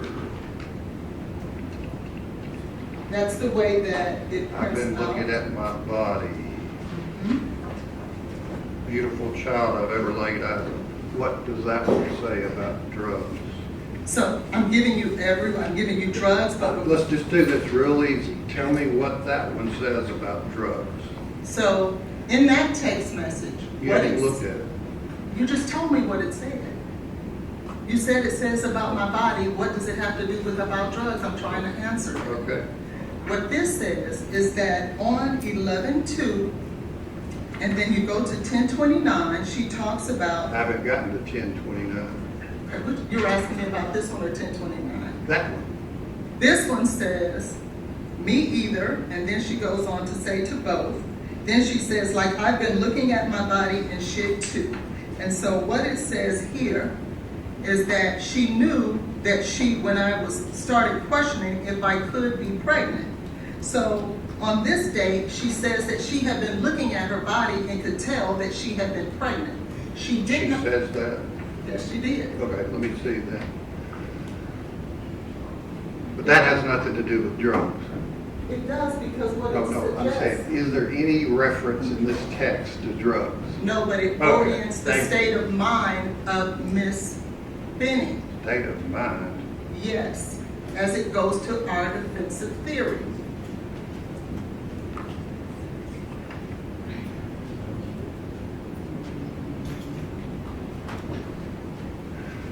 Does the state have decent copies of what the messages are back and forth? I can. This is make like that. reading a dictionary. I agree. Yeah, I'm not sure why they're putting them in that format. It's the way that we did it. I can only print out the way the metadata is given to me. Like I've been looking at my body, okay? So that's what you say on that. Next one I'm looking at is 11/2 at 1:50 p.m. You need to find out ASAP. Indiana's the closest place to go if I made that decision. What does that have to do with drugs? Because that one is dealing with abortion because she was. How do we know that? Because that's what they're talking about in regards to Indiana being the closest place. How do I know that? Because in text messages before that, I she don't have says, those. you do. What does this have to do with drugs? I just said, I'm giving you all the text Does messages. this have anything to do with drugs? No, but it has to do with abortion that I'm going to go into, and I don't want to have to stop and do this again. I'm just dealing with the state's objection about you're wanting to grill this young lady about drugs. That has something about abortion.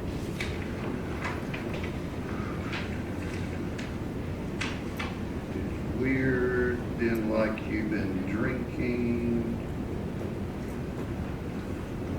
What does this have to do with drugs? It has to do with alcohol. She was found to have cocaethylene in her system. But that is something from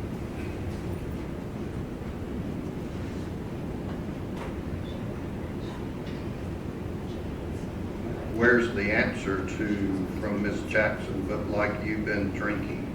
Ms. Jackson just testified that she is Where's very... the answer of this from the text? It doesn't have to be an answer. That's her statement to Ms. Benning. Objection to the hearsay. It's not hearsay. She's right here. I can ask her if Talking she about Miss said. Benning's statements are hearsay. That's not Ms. Benning's statement. If I can at least allow me to explain to the court what it is that I'm trying to do, why I provided you with all the text messages that you asked for. Okay. Well, some of them I didn't ask for. Finished up cleaning, want to come smoke and have a bottle of wine when I get off. That's from Miss Jackson. That's 10:29. So you want to ask Miss Jackson if Miss Benning came over and had a bottle of wine? I do. And smoked. Where does it say smoke? Do you want to smoke and have a bottle of wine? Want to come, S-P-O-K-E. You think that's a misspelling? Can I see it?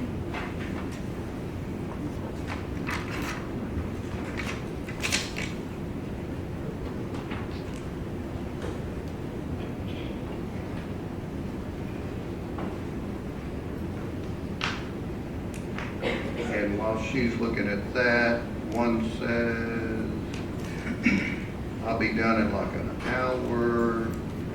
You're not going to the party. I was going to, but my body is just really exhausted.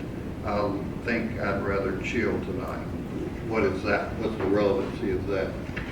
That one has to do with, as I stated before, that she was already telling by her body that she was pregnant, but yet she was doing drugs around this time. If you orient it with the other text message of 10:29 that I gave you. All right, maybe I hadn't gotten to that. This is 11:2.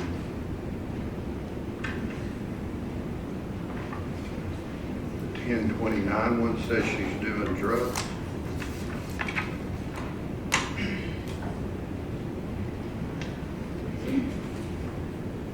Excuse me. Can I have a copy of these No, texts? hang on Oh, just a I'm sorry. minute. Do you have the 10:29 one? You just have that one, Your Honor. Okay. It says, I'll be done in an hour. This is 1029. It's 10:29.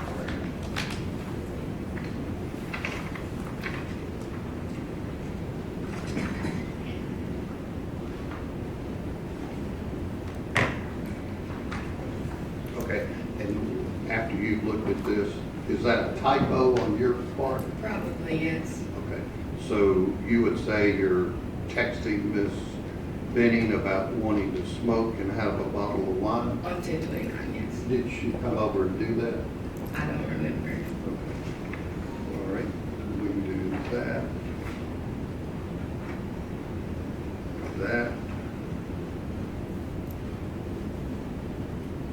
You've already asked about that.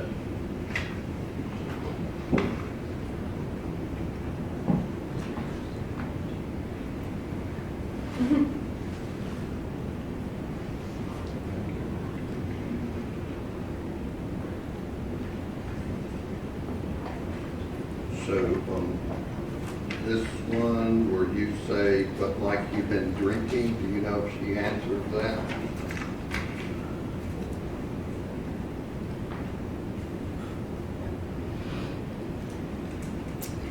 I may, Your Honor, that's Ms. Jackson's observation of Ms. Benning.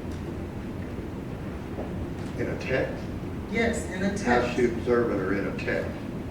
She is finding out that she was pregnant. Ms. Jackson's response is like, you've been drinking. I don't see that. I don't see that. Yeah, it's hard to. And if she feels like that's not what it means, that's what she could tell the jury.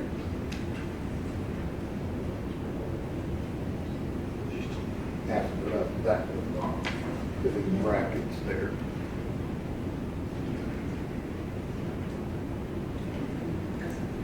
You know what that's about? The conversation is incomplete. Like, I can't really make a, I don't know. And then this is, I'm excited in a way. I will be more okay when I know for sure it's his.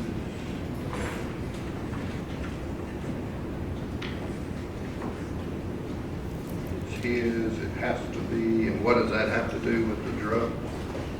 That's in regards to Mr. Taylor. Like I said, I was giving you everything so that we didn't have to go through this again. Okay, so this is relevant in terms of going back, finding out who the father is. Correct. And this shows that they're just discussing it. They're discussing it, but it's relevant because it goes to Mr. Taylor's state of mind that he would try to harm a child that could possibly not even Taylor's be state of mind. his. My client, Mr. Taylor, the one who's on the How do murder. these texts have anything to do with him? Because he's asked for a paternity test. My question is, you've asked about discussions with who's the father and things like that. So you're wanting this text to add to that how? Because it says she will be more excited once she determines it's his. So that means she didn't even know if it was his at the Okay. time. All right.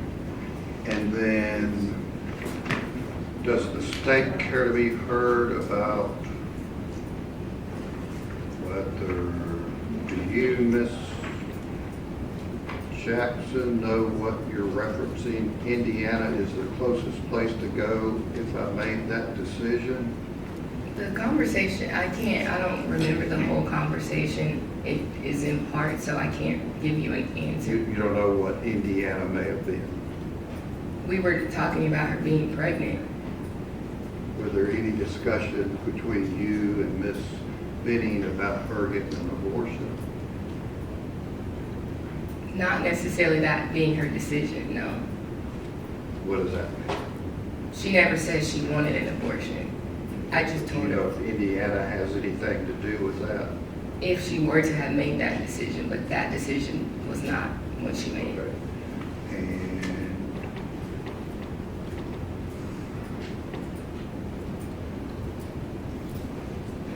And this one says because you could be 8 and 2 weeks would be 10 and then too late. Do you know what that was about? If she were to have an abortion. Okay. And the state, these are 11-2,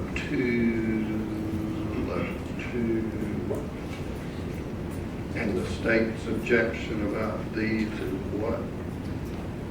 Your Honor, I just want to be clear, we're talking about those specific texts that you just asked Yes. Ms. Jackson about.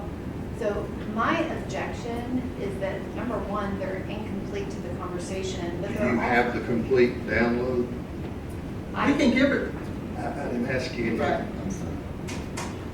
Yes, I mean, I have access I to it. mean, you would agree with me, I'm just trying to be fair, you would agree with me that you asked a lot of questions of various witnesses about Miss Benning wanting to have her baby. Yes, And these would indicate that there were discussions about not doing that. and But Your Honor, yes, no, my objection. yes, no. I would like to ask the witness the question, but I Ask understand that the Ms. Jackson a conversation. question? Yes, Go ahead. Ms. Jackson, those conversations that you have snippets of, did those all occur before Ms. Benning confirmed that she was pregnant? No. Are they all from November 2nd? Yes. and you went to the appointment to confirm it on November 3rd. Correct. So they're all before she confirmed it. Yes, I'm sorry. Once she confirmed that she was pregnant, was there any discussion that she was suggesting that she might have an abortion? No. Okay. If I may be heard, Your Honor. You don't need to be heard. I'll allow to ask that. I'll allow you to ask about these two text messages. Thank you. Trying to bite my tongue about like that.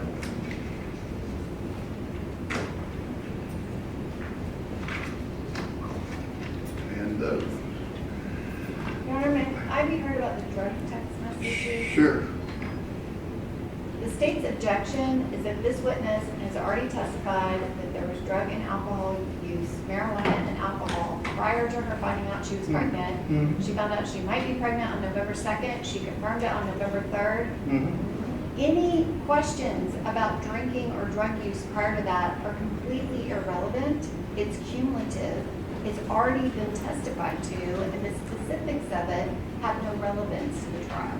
They're wanting to argue the jury that she continued to be a drug dealer and may have overdosed on her own unintentionally. Your Honor, those messages are before she knew she was pregnant. Correct. And you can point that out.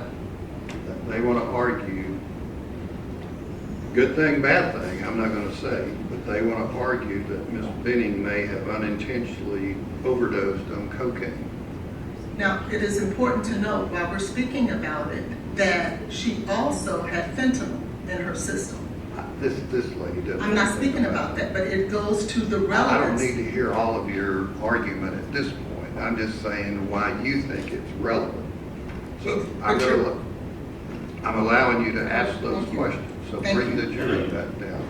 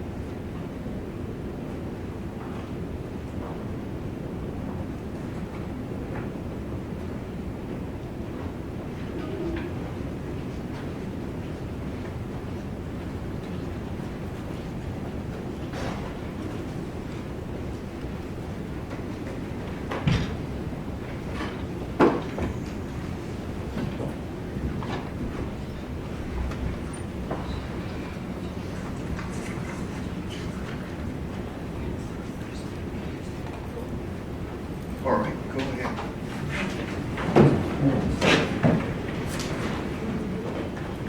So, Ms. Jackson, during the month of October,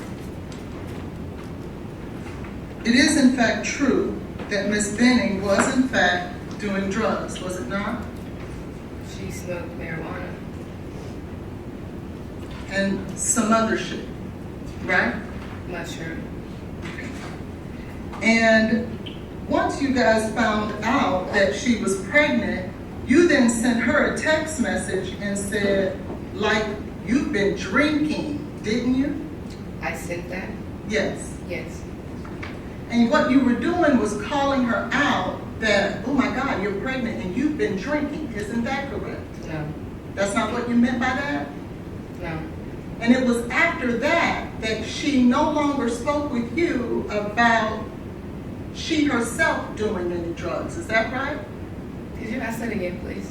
Yes, after that text message that you sent her saying, like, you've been drinking, after that text message, she no longer sent you a text message about drinking or doing any drugs. Is that correct? I don't recall. So she could have sent some after that? I'm not sure. And also, we discussed the fact that you guys had to determine who the father was, and you determined that it was Blaise, is correct? Yes. But there was a time when she took those home pregnancy tests that you talked about. You remember that? Mm-hmm. And she sent you a picture of those home pregnancy tests that you testified to. Mm-hmm. During that time, she herself was considering an abortion, wasn't she? She was not. Well, didn't you guys discuss possibly going to Indiana?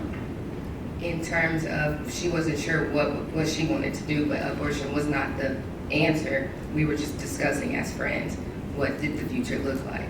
Well, you were going to go to Indiana to possibly have an abortion. She was going to go to possibly have an abortion, Objection, Your correct? Honor. Counsel is mischaracterizing. Okay. You know what that discussion was about? I asked her about Indiana one time. We never went and we never talked about it again. Well, why would you talk about it if it wasn't an option for her? We were just discussing as girls, as friends, like what. Didn't you also say on one occasion, well, 2 weeks, you need to decide because it'll be too late? Didn't you say that to her? I didn't see that. Could I please see that? You may.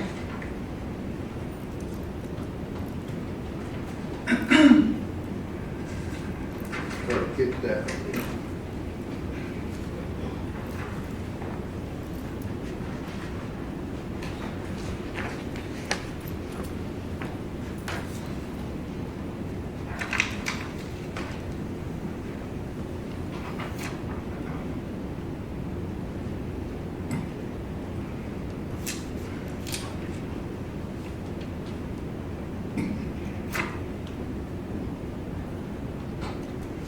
Okay, I see where I said that. Okay. So you were discussing it because she was considering an abortion, correct? We were just discussing. She didn't say she was getting an abortion. I understand, but she was considering it, wasn't she? Objection, Your Honor. She has mischaracterized the witness's testimony. Okay. She said she checks that. She doesn't know what Ms. Benning was considering. Go ahead. So when Ms. Benning then texts you, well, you text Ms. Benning, you need to find out ASAP. This is on November the 2nd. She responds, Indiana is the closest place to go if I made that decision. She was speaking about an abortion, was she not? I already said that we discussed multiple options. It wasn't like a definitive answer. Okay. We were just talking. So when Was this, Go ahead, I'm sorry. when Mr. Taylor reached back out to Ms. Benning on December 31st, after he no longer considered an abortion, it's no different. It was just different times. Isn't that correct? I'm sorry? What is your question? That's a statement. No, I said, isn't that correct? That's a question. That Mr. When you want Mr. her to Taylor- interpret what Mr. Taylor thought. When Mr. Taylor reached back out to Ms. Benning on December 31st, do you remember that? I don't remember the day when he reached back out. It was, I don't know. You remember when she told you she went to the park with Mr. Taylor I do. on January the 1st? Yes. And they sat there for 4 to 5 hours and talked? Yes. And after that date, did she ever tell you that Mr. Taylor talked to her about having an abortion after that? I don't recall. So is it your statement that he could have, or you don't recall him ever saying that? Is there messages that I could potentially read about it? I can give you the messages between you and Ms. Benning from January 1st all the way up to February 25th if you would like me to. I'm speaking about this question that you're asking me now. My question is from January 1st of 2023 until February 25th of 2023 did Ms. Benning ever come to you about Mr. Taylor trying to pressure her or ask her to get an abortion? Yes or no, ma'am? No. Thank you.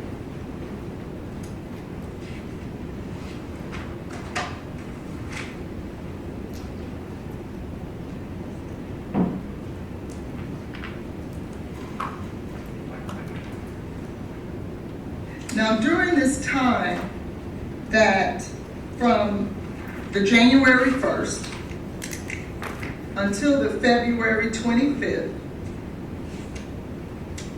isn't it true that you believed that Mr. Taylor was trying to work on the relationship? I can't necessarily speak for what he was doing. Okay, well, did you remember talking to one of the detectives? Saying what again? I'm sorry. That Mr. Taylor was trying to work on the relationship. Okay. Yeah. Okay. And that's what you shared with the detective, right? Okay. Yeah. Can you show me that reference? I would have to pull it out. I can't. This witness is not anonymous. Go ahead, what's your Thank you. question? I'd like to move on. All right, go ahead. Now, when it talking about Mr. Taylor and Miss Benning from February 1st until February 25th, Miss Benning never complained to you in any form or fashion about Mr. Taylor being abusive to her, pressuring her in any kind of way. Isn't that true? Correct. Now, when Mr. Taylor and Miss Benning parted ways on November the 6th of 2022, it was Miss Benning who sent the text message to Mr. Taylor that they should go their separate ways. Wouldn't you agree? Not initially. So are you saying that Mr. Taylor wanted to part ways first? He made mention of it Okay, and when did he make mention of that? when she found out she was pregnant. And where did you see that? Did she tell you that in person or via text, or how did she tell you It that? might be in the text messages, or she might have told, or she probably told me on the phone.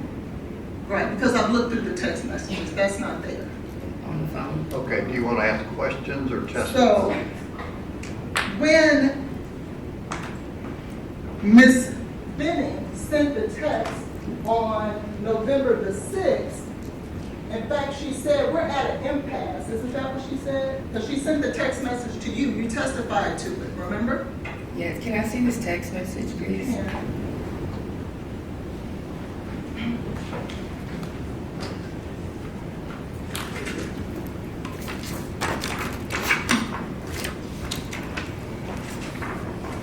Do you need a copy of that November 6th text?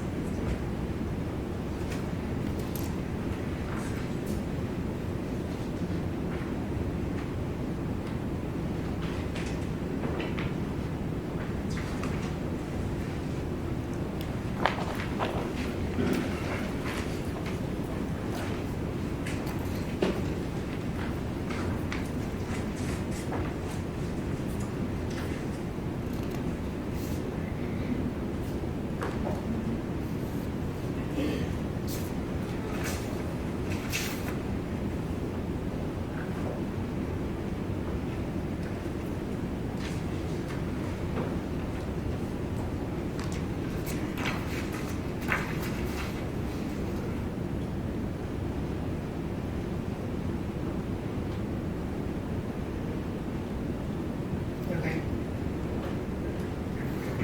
That's the text that you testified to on direct examination that you edited, correct? Mm-hmm. And that's the one where it was Miss Benning who sent the text message to Mr. Taylor, isn't that right?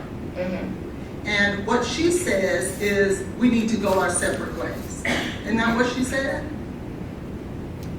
Do you want me to, am I supposed to read it, or? No, I just says asked you it's not whether or in not she there. said it. Yes. Okay.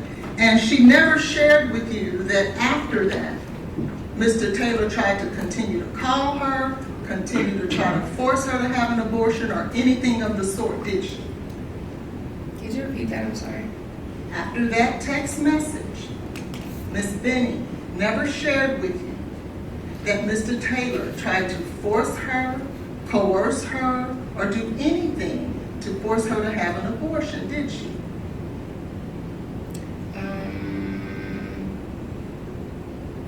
No. Okay. Now, let's move on to February 25th. But before we do that, you did state on direct examination that you were willing to be this child's father, correct? Mm-hmm. And you were going to move in with her to help raise the baby, correct? If need be. And I think, did you refer to them as your babies, her and the baby, Jade and the baby were your babies? When did I say that? I'm asking if you ever referred to them as that. I don't remember. On February the 25th of 2023, you knew that Miss Benning was the one who planned this date night, isn't that right? Correct. And she reached out to you about what she should cook. Mm-hmm. And you stated she should cook the chicken Alfredo, right? Because you wanted some, that's your favorite food, right, from her? It is. Okay. And so she and Blaise were going to do painting with a twist, and she had created this special night for them, right? Mm-hmm. And even though she had planned this special night for her and Blaise, you decided that you were going to stop by with Keontae Mm-hmm. to get a plate. Mm-hmm. And she wasn't necessarily super excited about that initially, right? I can't say if she was or not. Well, didn't you at one point represent that? Well, I bet that girl was saying this bitch. Do you remember saying that? Not in that way, no. What way was it? Because I said that about Blaise was probably thinking that about me because I came by. But didn't she suggest that she would pack the food up for you to get the next day? She didn't say the next day, Okay, when did you think she meant? that night. And so then you and Keontae then came by, correct? Correct. And when you went there, you talked about that y'all had a group conversation, talked about future plans, correct? Activities, yeah.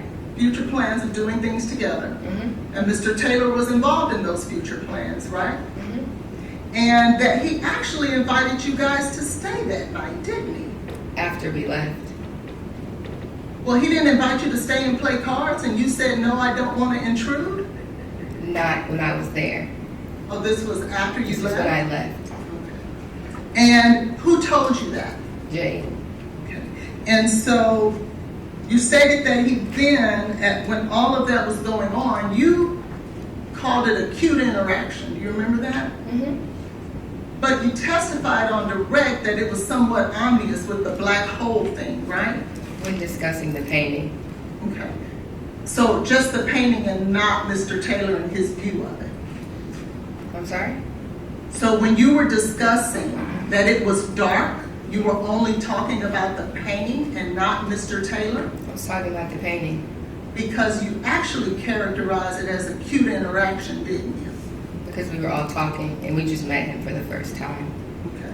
And there was nothing about that evening that made you feel any way about the way Mr. Taylor was acting, were you? Beyond what I said about the painting. But yet you still called it a cute interaction. For her, yes. And the painting, if I could have State's Exhibit 1A and B, please.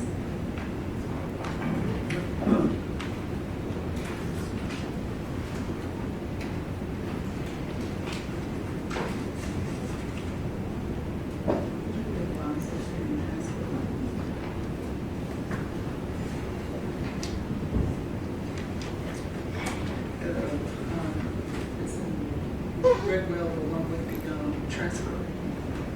I want to show you the red well in your chair. I want to show you State's Exhibit 1A. Do you see that? I do. And this is the painting that you're referring to of Mr. Taylor's, is it not? Correct. And you believe that that's dark? That's your characterization of it? What he described to me was dark. Okay. And he described a dark hole? Yes. And where's the dark hole? I don't know.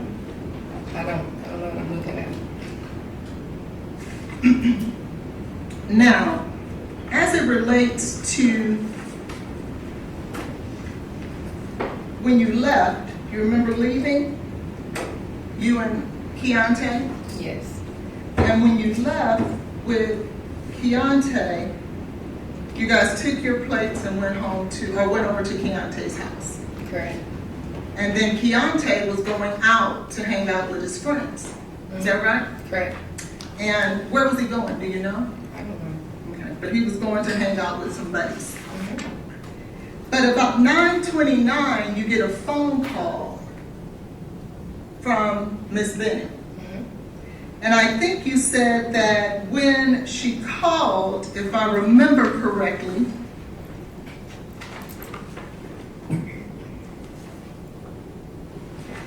you said that when you picked up the phone, what you heard was, "What did you do? What did you put in my drink?" Is that right? And then, "Let me see what's in your pockets." She said that after she said those two things. Is that right? She said those things, correct? But at 9:30, you sent her a text saying, "Are you talking to me?" Why would you think she's talking to you if she's saying, "What did you do? What did you put in my drink?" I didn't think she was talking to me about those things. I was wondering what was going on because she never acknowledged me on the phone. Well, wasn't there a time when you were talking to one of the detectives that you said that she was trying to say your name, Nijaiha? Didn't you say that? I don't remember that. Okay. We'll put a pin in that because. And after, I believe you said that after that interchange in regards to that, you say that it was something like you've never heard before. Isn't that what you said? Correct. And that it appeared like she was in danger. And that you had never heard your best friend in that way. Correct. And that basically she was accusing the man that she was alone in an apartment with for trying to kill her. Correct. You didn't think it would have been important to call 911? It was important to call 911. So why didn't you? I was not there. You didn't have to be there to call 911, did you? No, but I didn't have anything. What was I going to report? What you just said, everything that you reported to those police officers at the hospital, you could have reported to 911, correct? And if they would have asked me questions about her physical state, I would have not been able to provide those answers. Well, didn't you say to those officers, she sounded sluggish? She said that I can't feel my legs? Didn't you say that she said, "I feel like I'm about to pass out"? Isn't that directly related to her physical condition? I was not there to answer any questions that they would have asked me, additionally beyond what I provided for them, if I would have called. But you were so concerned that you stopped what you were doing and you drove over there. Yes. What were you going to do What was I going to do when you got there? If 911 wasn't called, I would have called 911. I would have rendered aid. You had that opportunity 29 minutes before you got there. Is that a question? Yes, why didn't you do that? You've asked her that. Then you stated that at some point that she asked you to call Keontae. Isn't that true? I didn't say she asked me to call Keontae. I mentioned the words that I heard of his name. Okay, and so she never then, are you stating that she never told you to call Keontae on the three-way? No, May I have a moment, Your Honor? Did you ever tell Detective Smith that? I don't recall. Would it refresh your memory if you were to take a look at Detective Smith transcript talking to you? Sure. May I have a moment? Okay.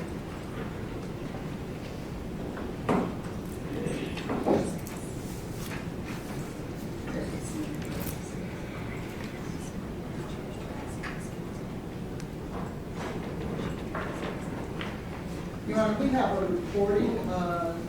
You said you wanted to show her a transcript. Where is that? Right here. Okay. Let me make sure it's the right. There are 4 different transcripts for her.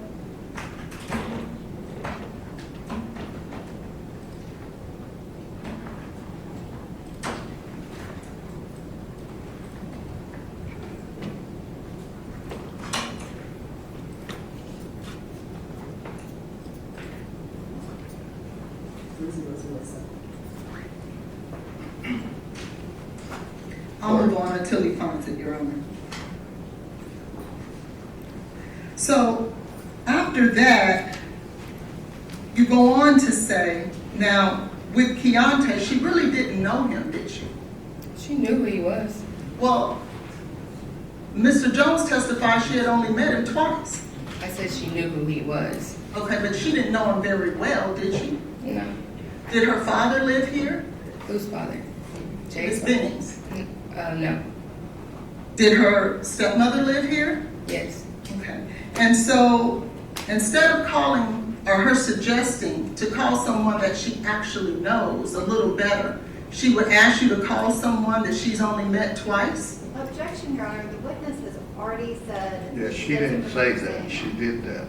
Well, you interpret it that way because you called Keontae, correct? Objection, Your Honor, the witness is testifying in a question. The attorney is, this witness has not said any of that. Do you want to clarify whether this young lady witness was told by Ms. Benning to call Keontae? What made you call Keontae? I heard the word key. Okay, and so you thought that to mean what? She was asking for him Why do you feel like she would be asking for him? because she was scared. That's how she sounded to me. So again, I'll ask you, why would you think, with her being scared, that she would want to call someone she's only known or only met twice? I have no idea. But that's what you did, correct? Mhm. So when Keontae gets on the phone, you then state that he asked Blaise, man, did you do this? Right? I said he asked, what did you do or what happened? Okay. I don't remember that exact verbiage. And so you don't remember the exact verbiage now?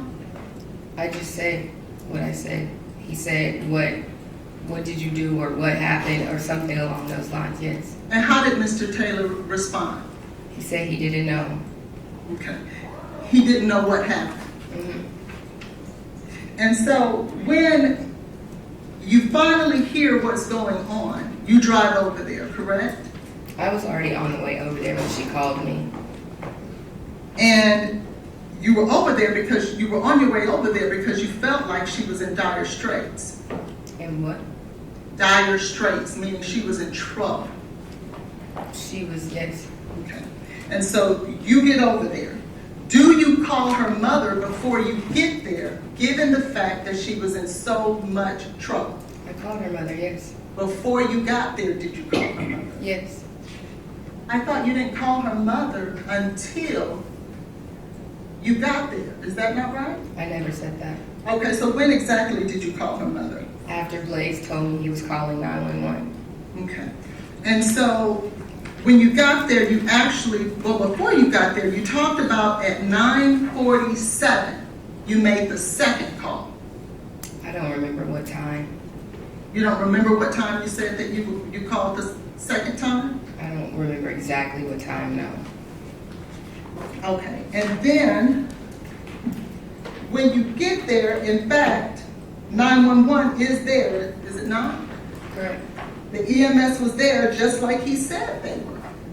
Mm-hmm. And you stated that when you arrived, that he was frantic. Isn't that what you said?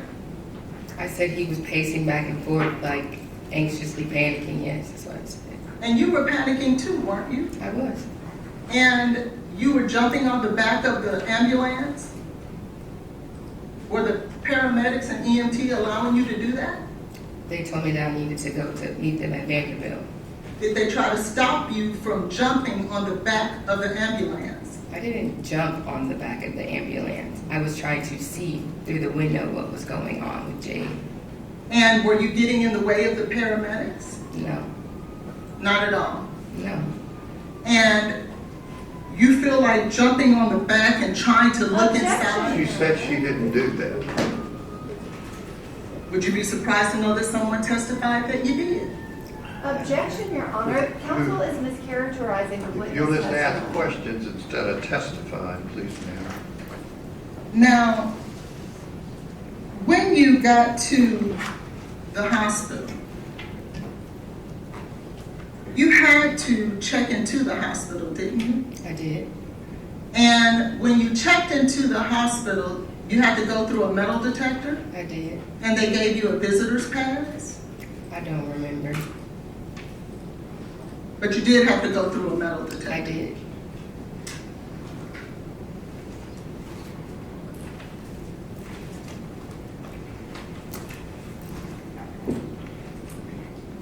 Now,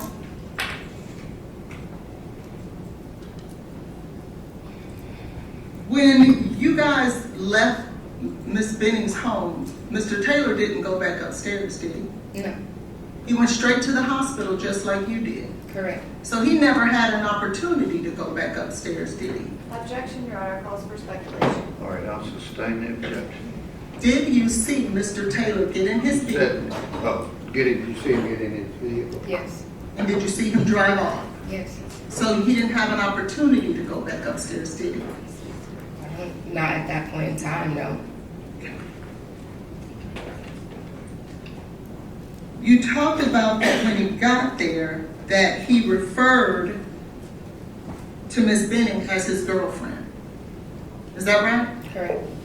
And you told officers that you didn't believe that they were in fact dating. I said they were not dating. They were not dating. But isn't it true that they planned a date night? Exclusively. Boyfriend and girlfriend. But I thought you just said they weren't dating. Because you didn't qualify it with exclusively, did you? No. You said dating, didn't you? Yes. But they were on a date night, isn't that true? Correct. And then you testified on direct that she wanted more, correct? I said that? Yes, you did. Okay. Okay. And that they saw each other 2 to 3 times a week, didn't you say that? I said sometimes.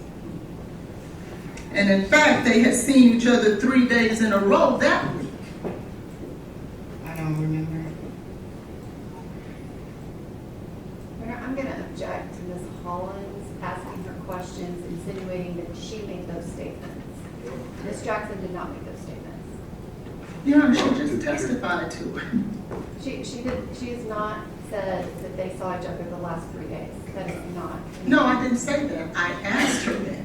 I should be able to ask the witness questions. What, yeah, go ahead. Jury Now, heard when you what- first got to the hospital, it was you who accused Mr. Taylor of doing anything wrong, isn't that true? You said what? It was you who accused Mr. Taylor of doing anything wrong Of doing anything wrong? I don't understand what you're saying. with Miss Benning, doing something to her. I simply told everyone that I spoke with what I heard on the phone. Okay. And do you remember if she said anything like that when Mr. Jones was on the phone? No, she did not. So he never heard what you heard. No, not the beginning of the phone call. And in fact, when Mr. Jones was on the phone, there were no accusations made by Miss Benning. Isn't that true? She wasn't really able to say anything at that point. Well, did you testify that she was able to say some words? Yes, prior to me calling Keontae. So after calling Keontae, you're saying she never said any more words at all? We could hear her, but nothing made sense at that point. But she was saying something? Nothing substantial of anything that we could understand, no. And it's your testimony that you do not remember exactly what time that second phone call was? I don't remember what time that second phone call was. What time was the first call? 9:29, And how long did it last? 6 minutes. And so that would take us to 9:35? Sure. Okay. And so, can I have State's Exhibit, the NFB record? What do you need? The NFB records. That's been It is 5.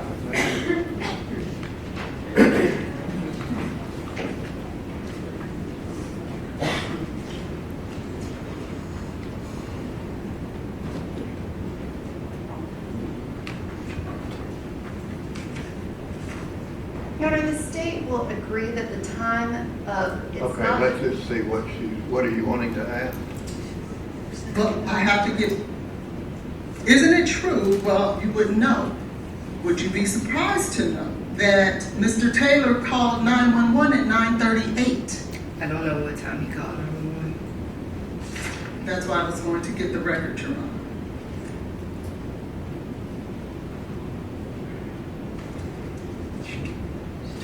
If he called 911 at 9:38, you called back a second time, correct? I did. And when you called back the second time, how long did that conversation last? I don't remember. And when you got to his house, you will agree with me that EMS was already there. I did not go to his house. I'm sorry, to Miss Benning's house. EMS was already there, yes. And didn't he, when you talked with him, didn't he tell you that, I think I hear them outside? He said I hear sirens or something. Yeah, he made mention that he heard something. And that would have been on the second call, correct? Correct.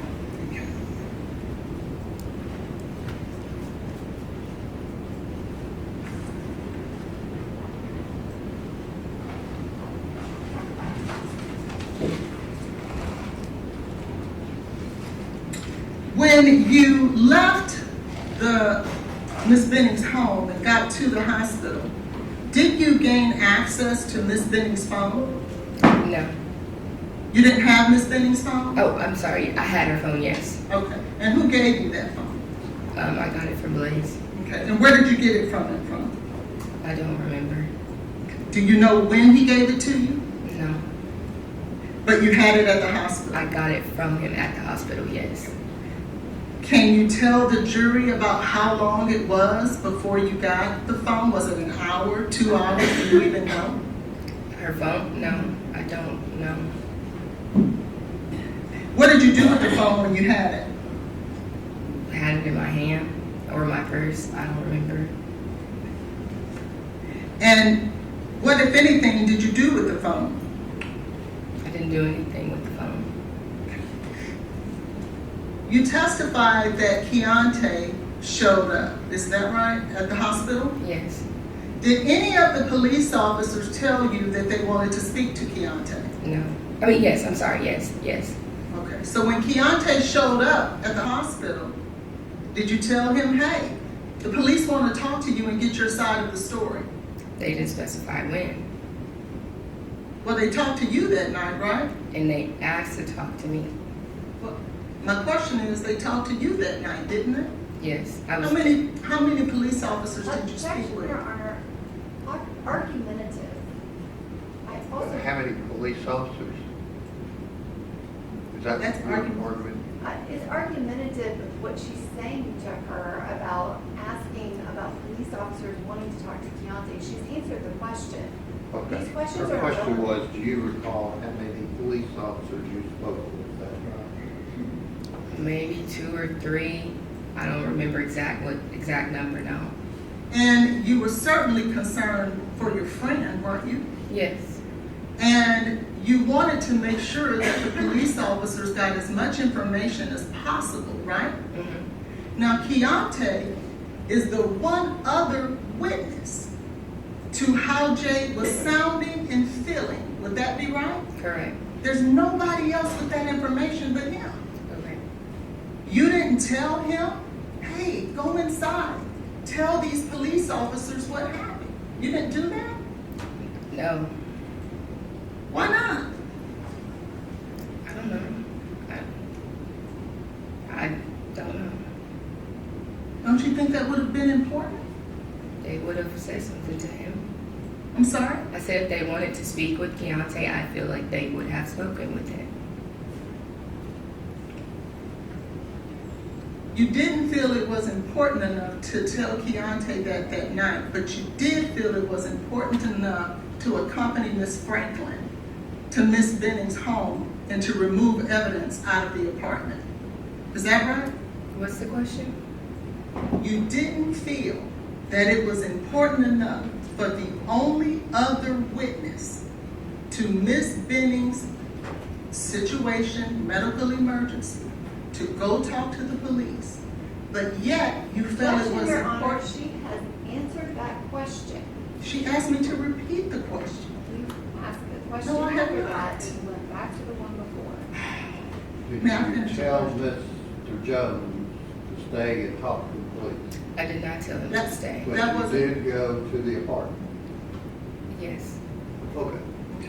And when you went to the apartment, you had spoken to 3 officers, 2 to 3, is that right?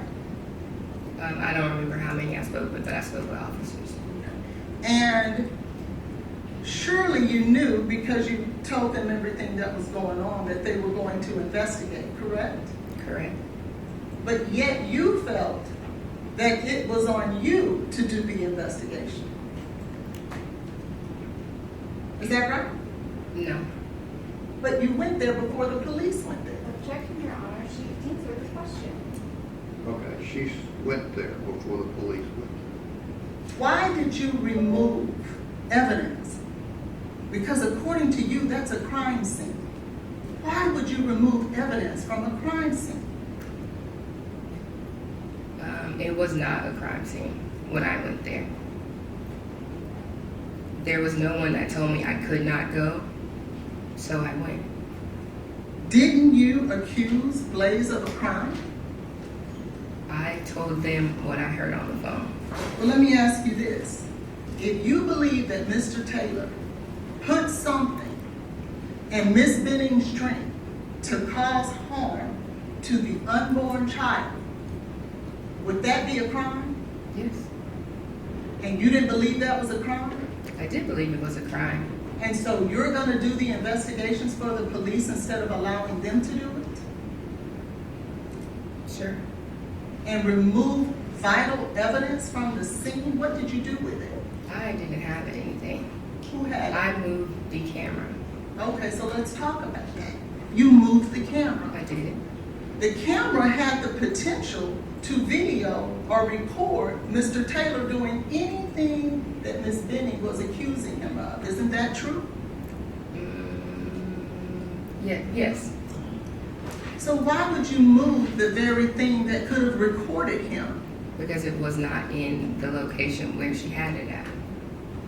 And isn't that all the reason more to leave it there so the police can see that it was in a location different than what it was? Sure. Yeah. So why'd you move it?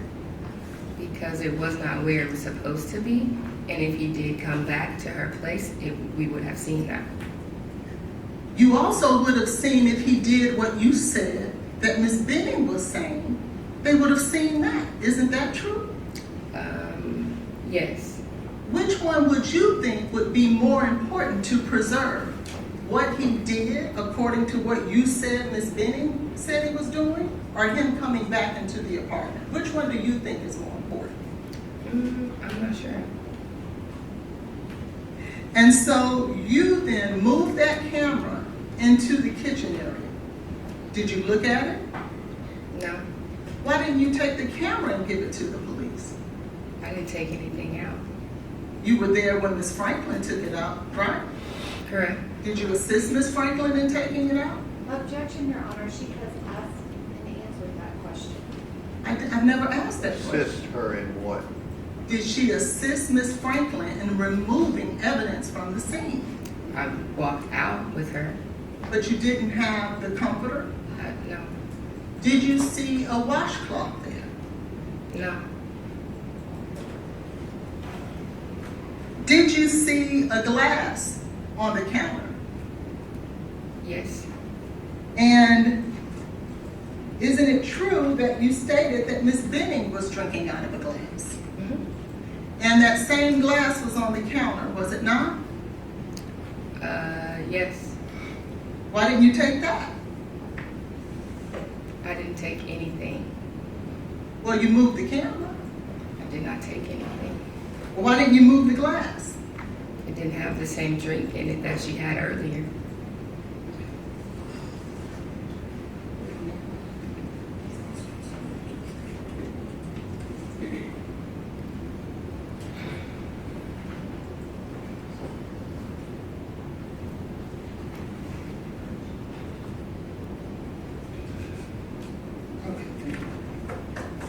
So, when you went back into Ms. Benning's house, did you see a gun there?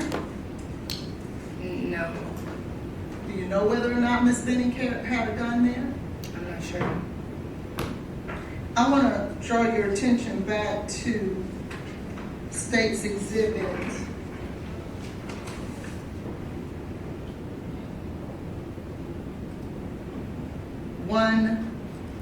1B, which is the comforter. Is this the comforter that you removed? That Ms. Franklin, you watched her remove? Yes, Did Ms. Franklin video you guys packing up that comforter? I'm not sure who videoed. Was someone videoing? Yes, Who? I don't know. I don't Well, know. how do you know if you don't know? I know someone was recording, but I don't remember who it was. So, what made you put gloves on? I didn't want to touch anything. You mean with your bare hands? Yes, Why were you so careful about not touching anything, but you weren't careful enough to preserve the scene? What was the difference? I'm not sure.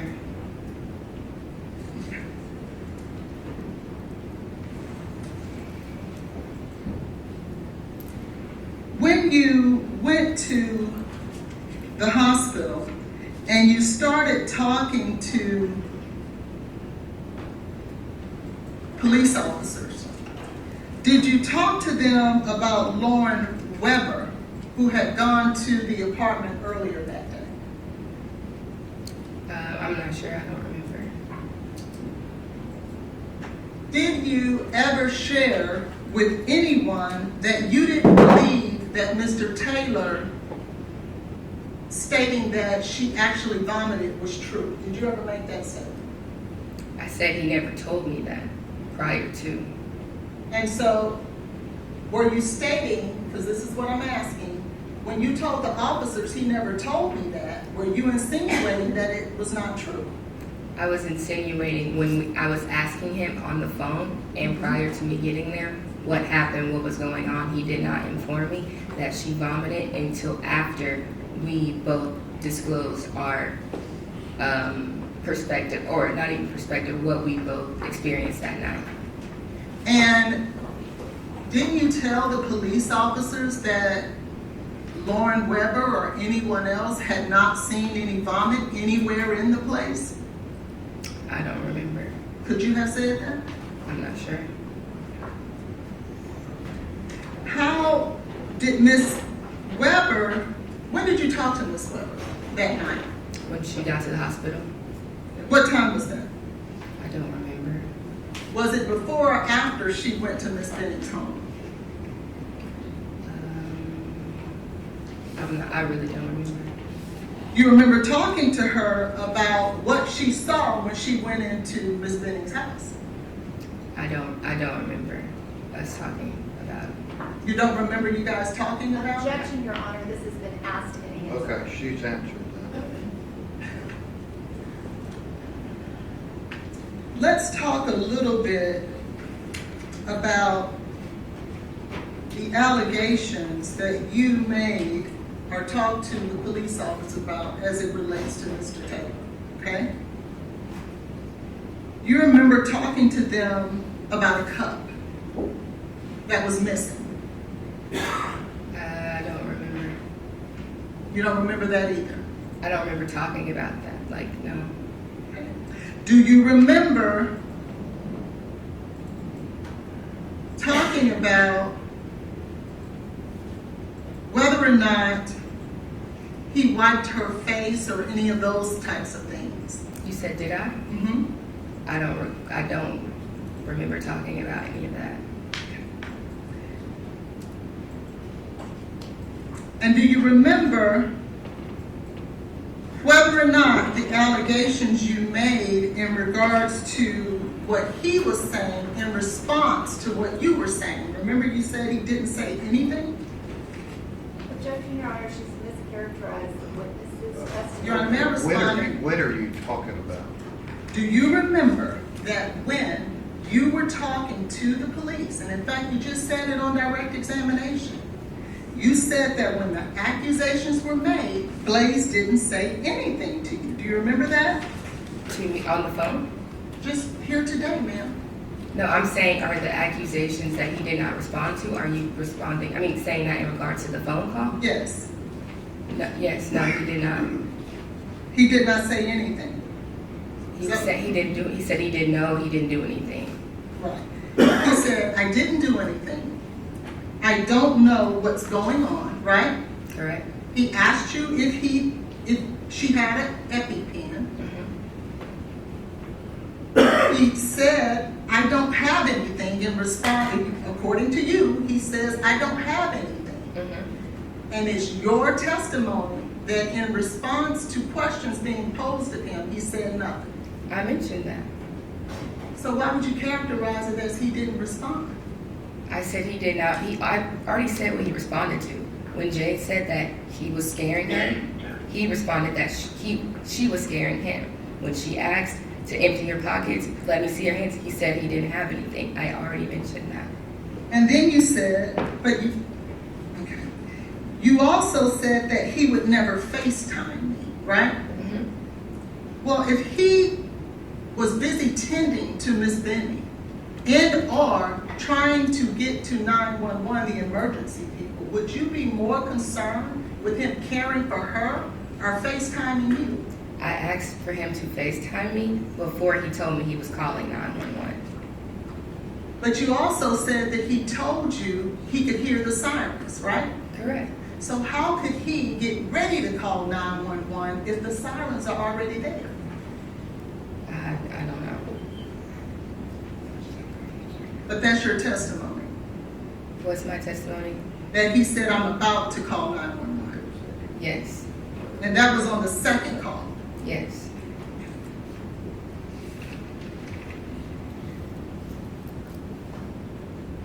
You said the last few words that he made is key with you.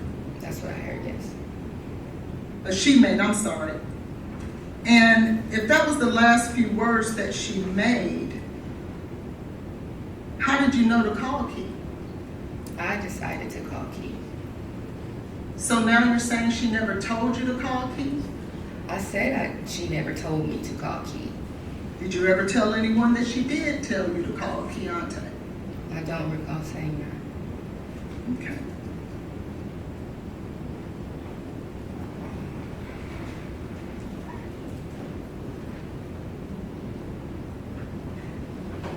You stated on direct examination, he wasn't giving me anything, right? Mm-hmm. What did you mean by that? As I was asking him what was going on, what happened, he never had anything to tell me. Like, Now, didn't you say that he told you that they danced? That was at the hospital. What he told me. So then he did tell you something. When I made that statement, I was saying in terms of when I was asking him what was going on, he didn't give me anything. Wasn't he in the middle of a medical emergency? Yes. Okay.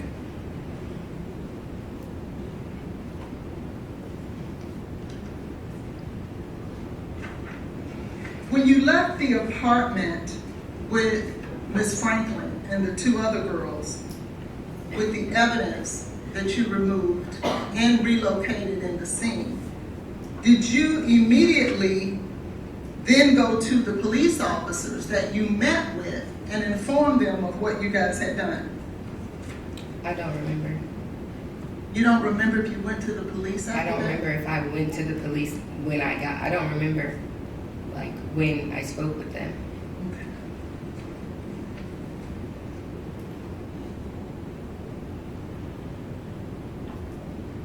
And who told you, or how did you come to the decision that you were going to participate in going back to the scene?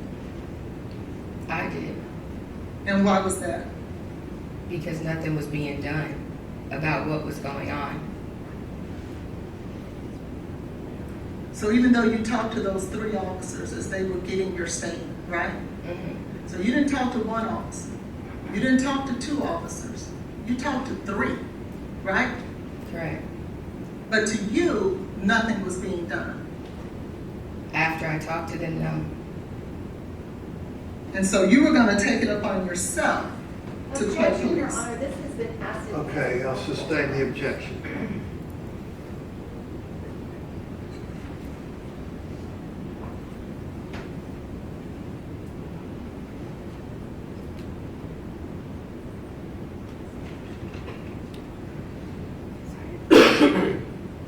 Is there any other person, Ms. Jackson, besides you, who heard any of these alleged allegations No. that Ms. Benning made? No. Is there any other person besides you and the other three women that went into that house that manipulated evidence from the scene? Can you say that question again? I'm sorry. Are Does there- she know of anyone else that went into the apartment? Yes. Do you know of anybody else that went in? No. Well, I thought you knew Miss Weber went into the scene. Oh, yes, she did. I'm sorry. I'm And sorry. what did she remove out of the scene? Objection, Your Honor, she has a lack of personal knowledge. Sorry, I'll Can she sustain. respond to that instead of the prosecutor? I Did Ms. object to the Weber say question. anything about what she did? No. Okay, she doesn't know.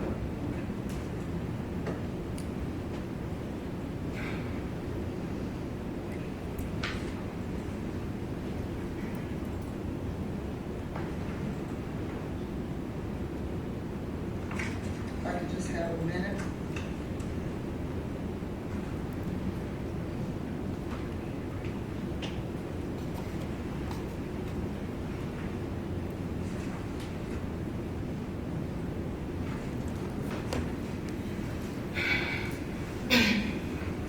Now, you talked about that Ms. Benning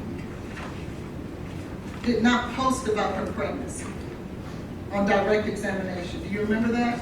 Correct. And you stated that that was something that she wanted to do, right? I'm sure she would have liked to. Okay. But she didn't, right? She did not. What are you insinuating when you say that she did not post? I'm sorry. What did you say? What are you Why is insinuating? somebody saying anybody about insinuating? Because the question was asked on direct examination that Ms. Benning was, although she was very happy about her pregnancy, she would never post on the internet. And the insinuation was made that it was a Nobody's insinuating, she's just answering the questions that she's asked. Well, So if it's rephrase your question about insinuating anything. Why do you feel that Ms. Jackson did not post about her pregnancy? I feel, I'm sorry, why Ms. Benning didn't post about her pregnancy?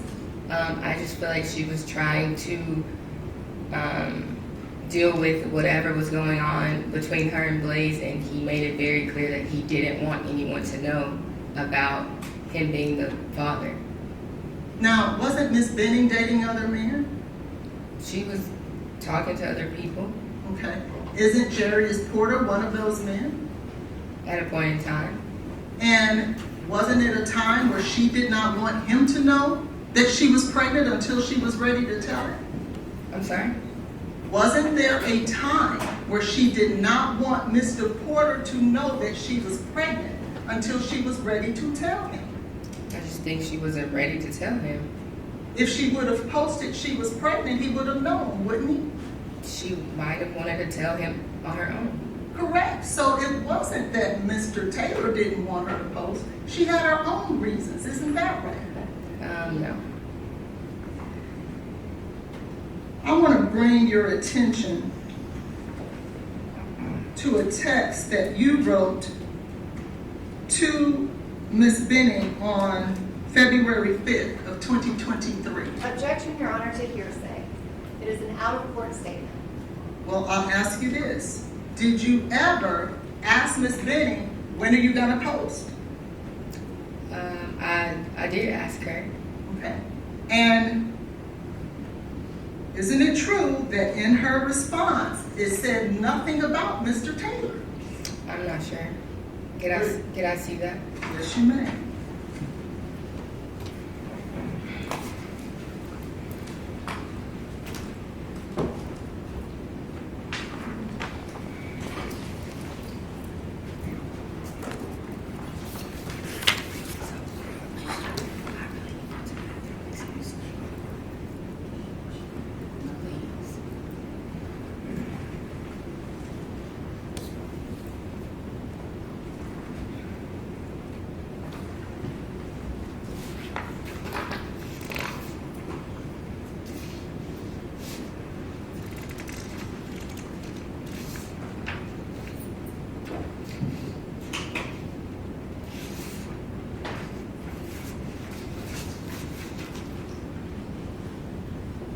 Okay.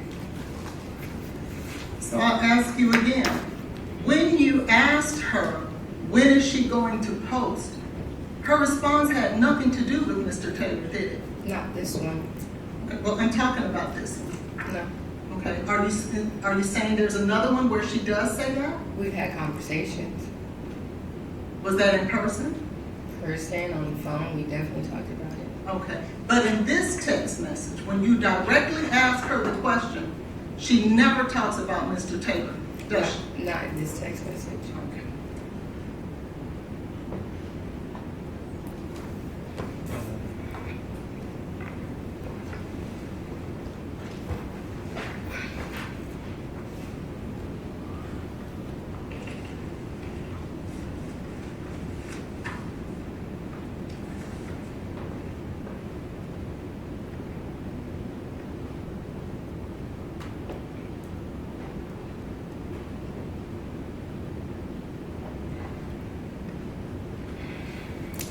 Do you remember a time on November the 9th, after Ms. Taylor found out that she was pregnant, that she talked about eating gummies with her aunt? Do you remember that? I remember the conversation. And isn't it true that her aunt offered her some gummies after that day? Her aunt did not know she was pregnant. And Ms. Benning's response was, I told her I needed to eat first. Do you remember that? Mm-hmm. Not, no, I'm not taking them. That was not her response, was it? She wasn't. No, it was not her response. So your statement then that she did not do anything after that wouldn't necessarily be true. How does she know whether she did that or not? Yes. In this text message, did she ever say to her aunt, I'm not taking those? Not in that text message. She did not say that.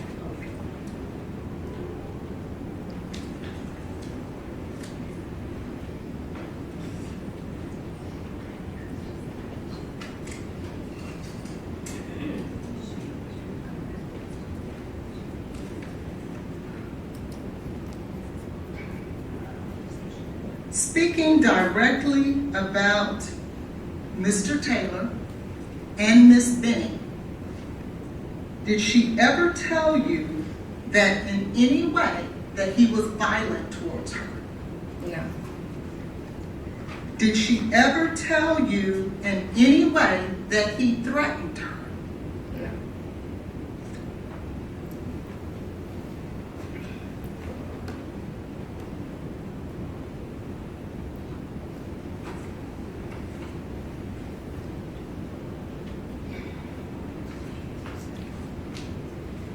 So outside of this incident, in regards to what you heard but no one else heard, there is no other situation throughout the course of Mr. Taylor and Miss Benning's relationship that there has ever been any form of violence or threat against her. Isn't that true?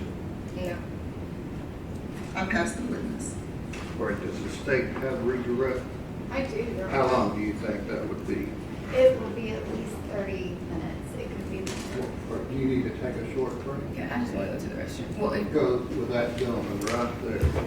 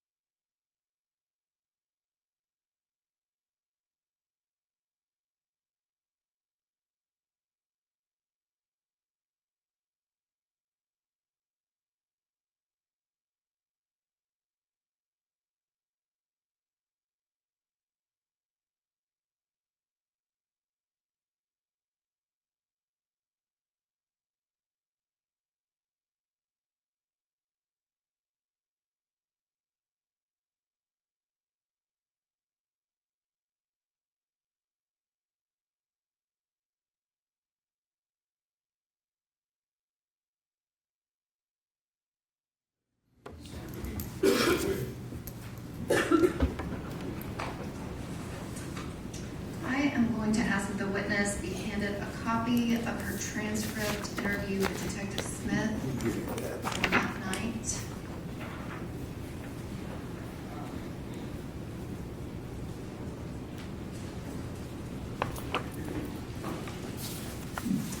Ms. Jackson, if you could please turn to page 2 of the transcript, if you could go to line 27 through 30. And can you read out what you said about Chianti and anything that Ms. Jade Benning said about Chianti to Detective Smith? Your Honor, I'm going to object to her reading for something that has not been offered into evidence. prosecutor can pose the question, but to read from something not into evidence is inappropriate. I'm happy to ask a question format, Your Honor. Go ahead.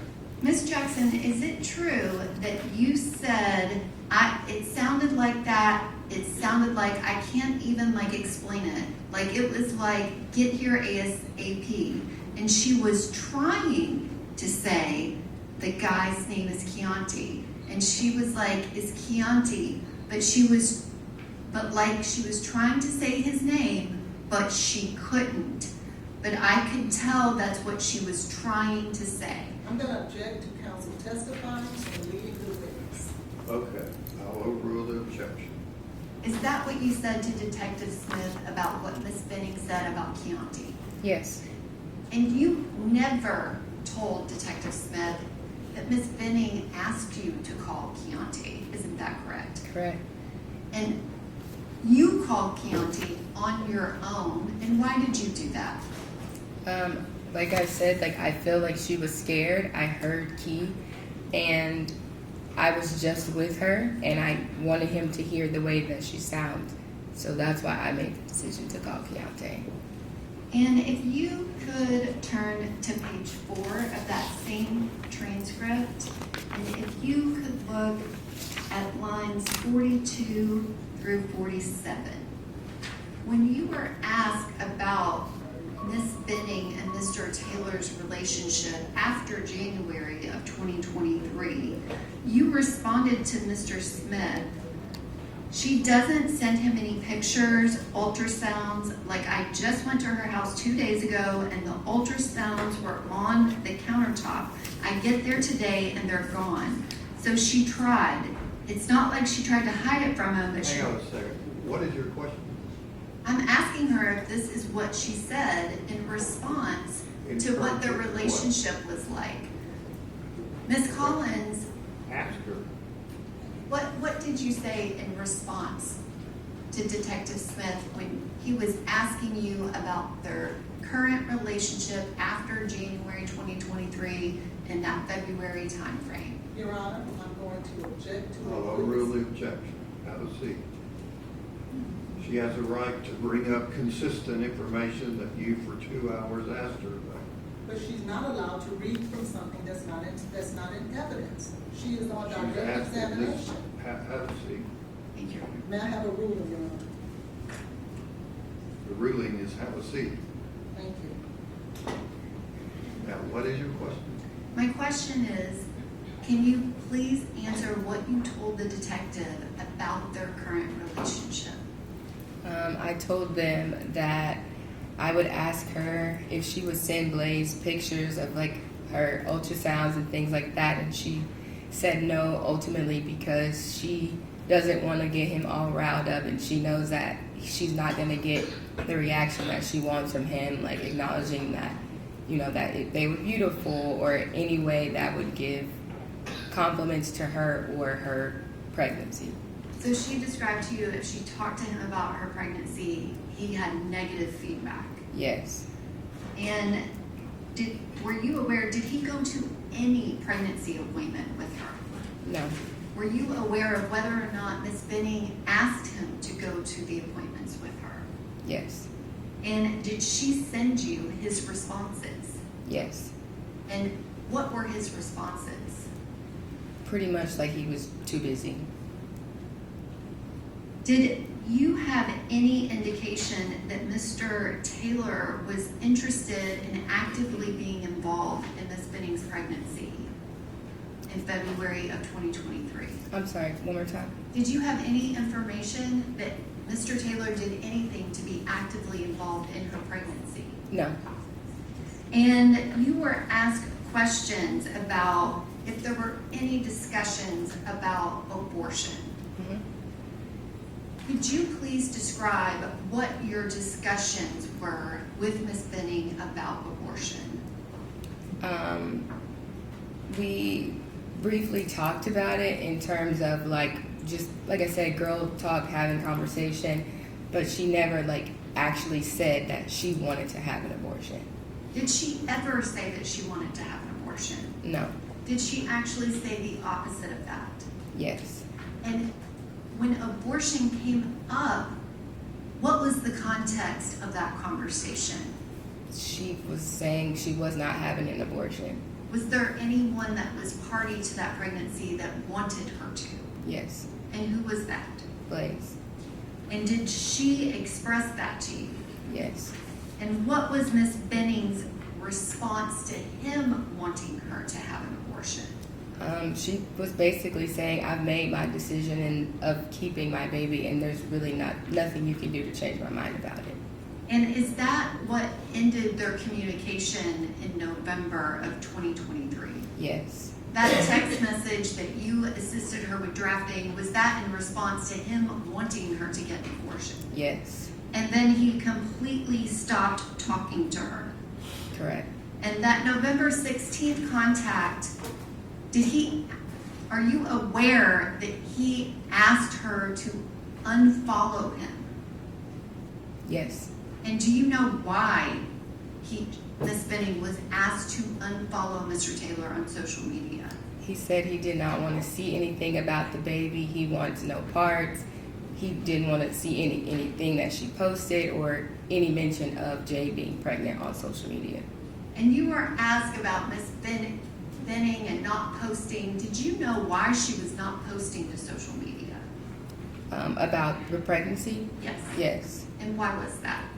I think that she did not want to upset Blaise, I guess. I'm not really sure. Like, she just didn't want to cross that bridge with him simply because he made it very clear that he did not want that.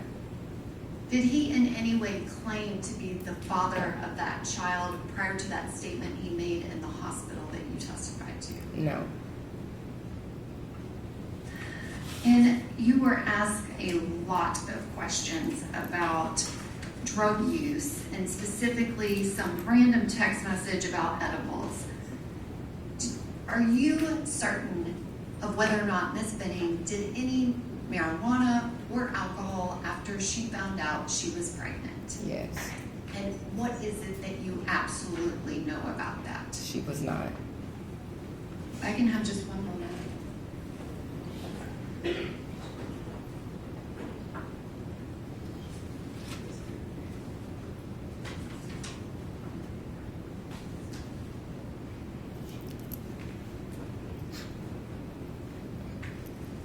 Ms. Jackson, at the beginning of questioning, you were asked about Ms. Denny, and you said you knew of her, and then you said you met her before. Mm-hmm. Had you met her before any of this happened? No. Thank you. Any recross? Yes.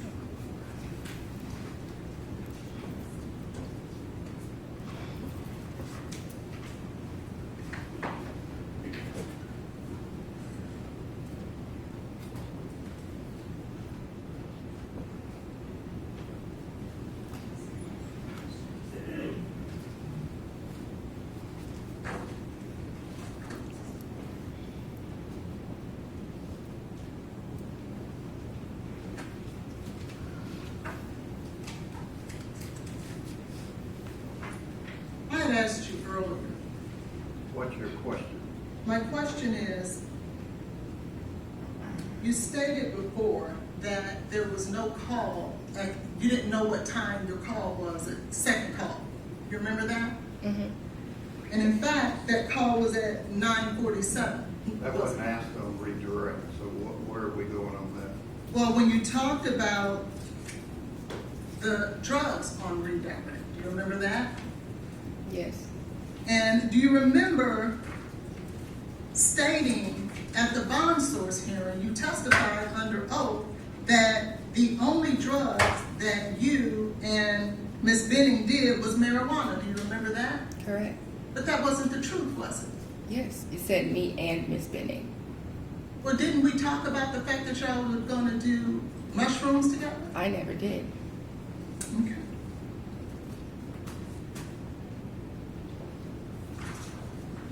You talked about on redirect in regards to Mr. Taylor's involvement with the baby. Do you remember that? Yes. Didn't you ever state at an occasion that you knew that he and Miss Benning talked about naming the baby Jim? Yes. Well, that would be involved with the baby, wouldn't it? I mean, yeah. If he and Miss Benning together had came up with a name, that would be in direct contrast to him not wanting to have anything to do with the baby, isn't it? No, not necessarily, no. And in fact, that baby's name that they came up with was Jim, wasn't it? G-E-M. She came up with that. And he agreed to it. Because Okay. his name was Blaise and hers was Jade. Isn't that true? I'm not sure about that. So your best friend didn't tell you that? I knew about the name Jim, That they agreed to come up with together? that she liked it and he agreed on it. Thank you. Anything else? One question. Ms. Jackson, do you know what Jade Benning intended to name her baby girl? Ivy? Thank you. I didn't hear, I didn't understand. Ivy Blair. Ivy? Yes, ma'am. Me, sir. That's one question. If she intended to name the baby Ivy Blair, then what were you just talking about when you said that he agreed to Jim? You just said she came up with the name of Jim, right? Mm-hmm. That's different than Ivy Blair, isn't it? Yes, there was consideration after they agreed on that name. That wasn't like final. That's just something that they discussed. I just wanted to make sure that what you were saying is that Mr. Taylor was involved in the name of G-E-M, right? He agreed on the name. Thank you.